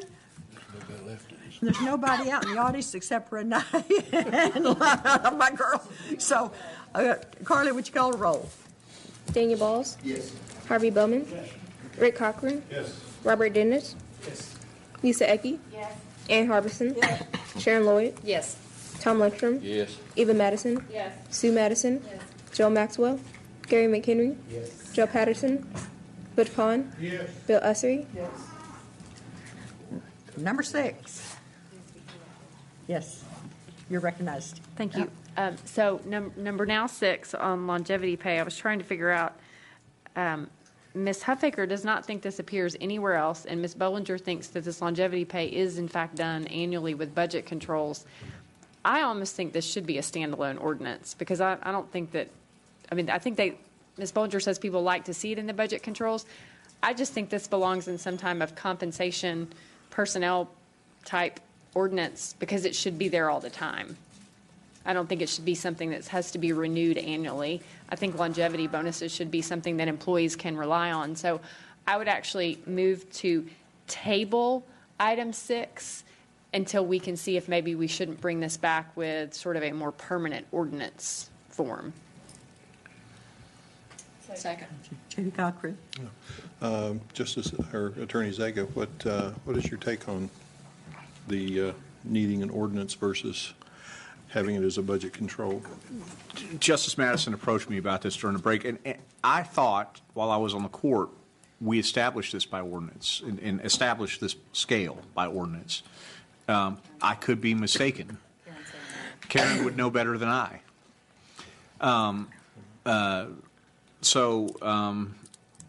In that case, it seems to me that Justice Madison's right, that if it's not already an ordinance, having the force of its own seems to be the right thing to do. Thank you. Thank you. I tend to agree with that, and tabling is something I would vote for as well. Thank you, Judge. So do we have a motion on the floor to table this? Yes. Do we have a second? Yes. Okay, I have a motion and a second. We have any discussion? Carly, call the roll. Daniel Balls? Yes. Harvey Bowman? Yes. Rick Cochran? Yes. Robert Dennis? Yes. Lisa Ecke? Yes. Ann Harbison? Yes. Sharon Lloyd? Yes. Tom Lundstrom?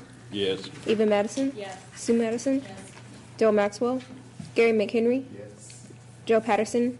Butch Pond? Yes. Bill Ussery? Yes. Okay. Moving on to We are now on 7, formerly 12. No, 11, formerly 11. Well, there is no 11.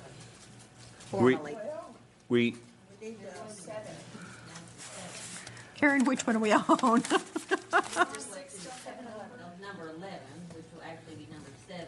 This is the one that deals with. This is the one that deals with salaries and stuff that you typically will wait till later to address. Okay. So, Okay. Second. I have a motion and a second to table. All in favor say aye. Aye. Opposed, same sign.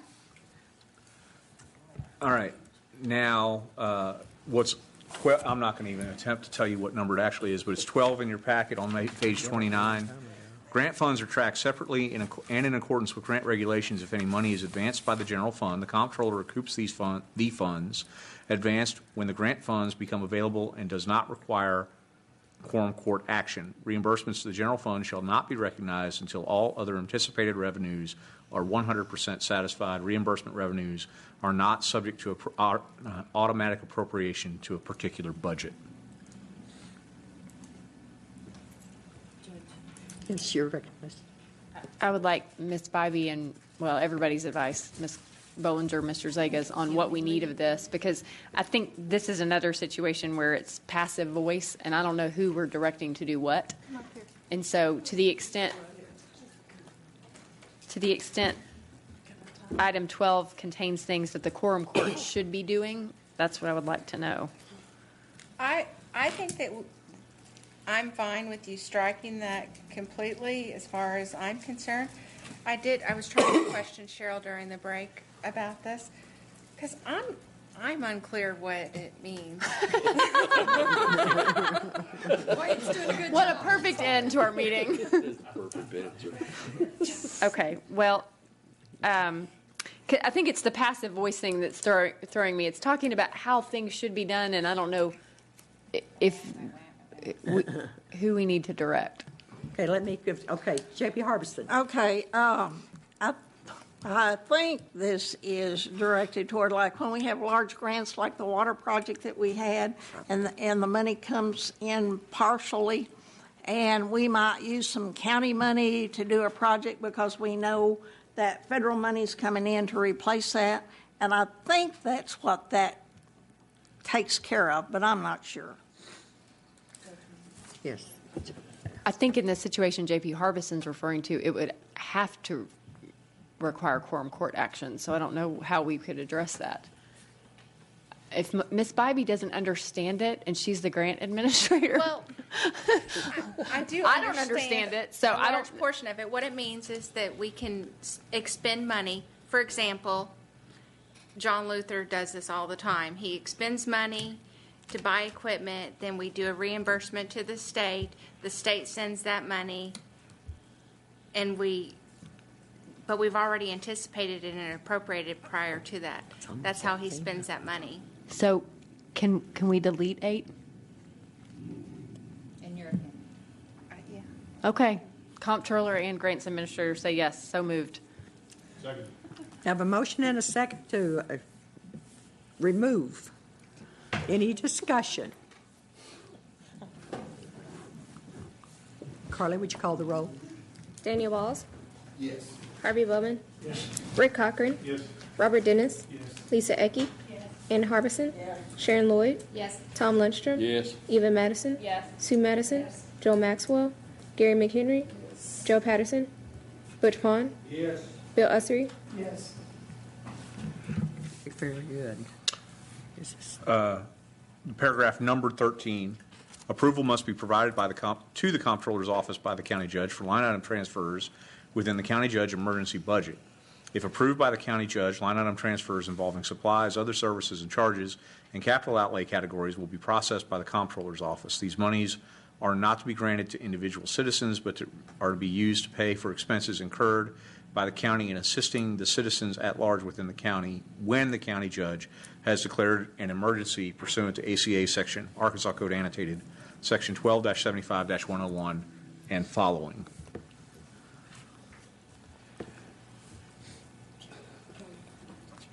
Cheryl, what do we need?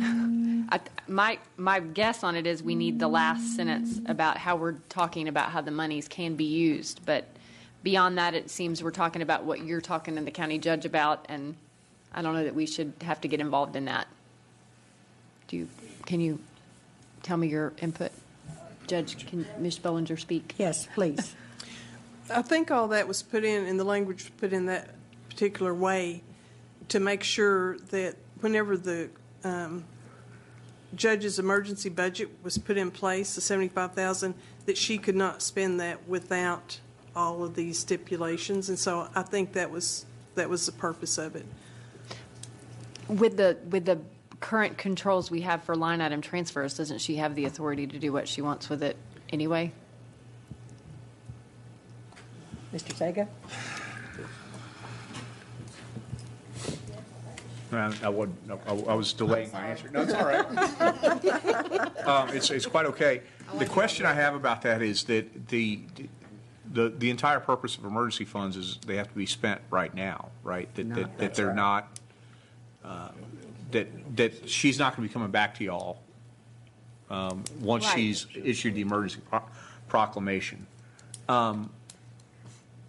Because it's a lump sum. There's no, Right, this it's can be 75 food grand or- and $75,000. Yeah. I don't know that I don't know that it's legally necessary, although I do agree with Justice Madison that the last sentence, Is a it needs to be changed if you take out the first sentence because these monies Right. are not otherwise referred to. But that I would leave that that So sentence I think monies from the county judge emergency budget shall not be granted, or something like that. Thank you, Madam Judge.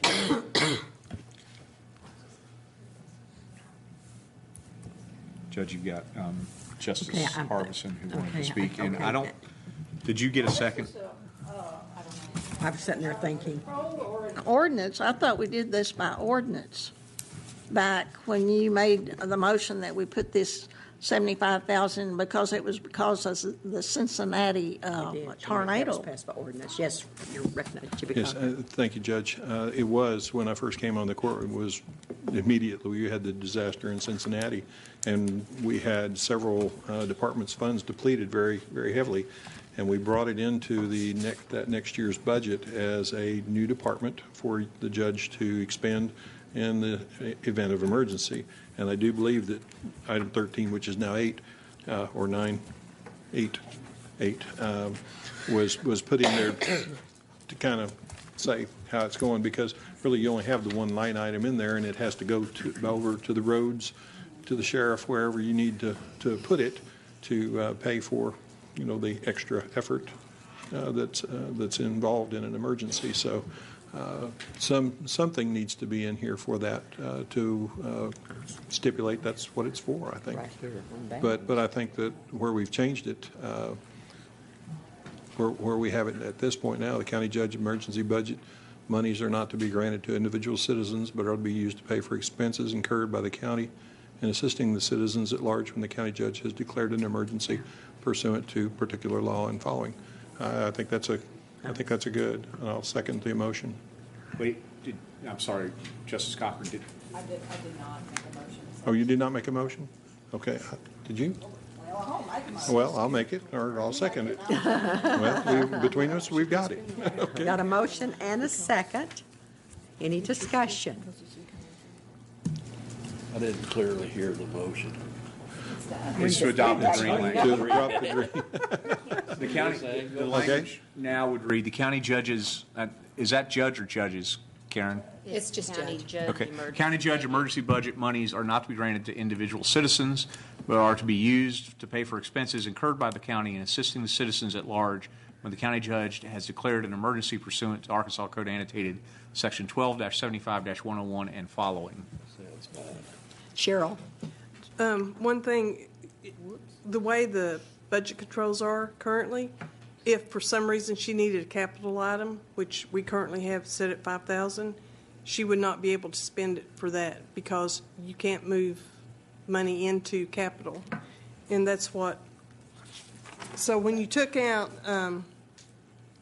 other service charges, capital outlay categories, you took that out. Well, if she needed a capital, spend something on a capital item, you can't do that in county general. Okay, now, It do we have a doesn't motion on the matter. She floor? can't spend it We in have a capital. second? She could in the other categories, but not capital. Okay, if you take that capital out and you have an emergency, you can't spend it, but the way you've revised it. Yes, you're recognized. Yes, thank you, Judge.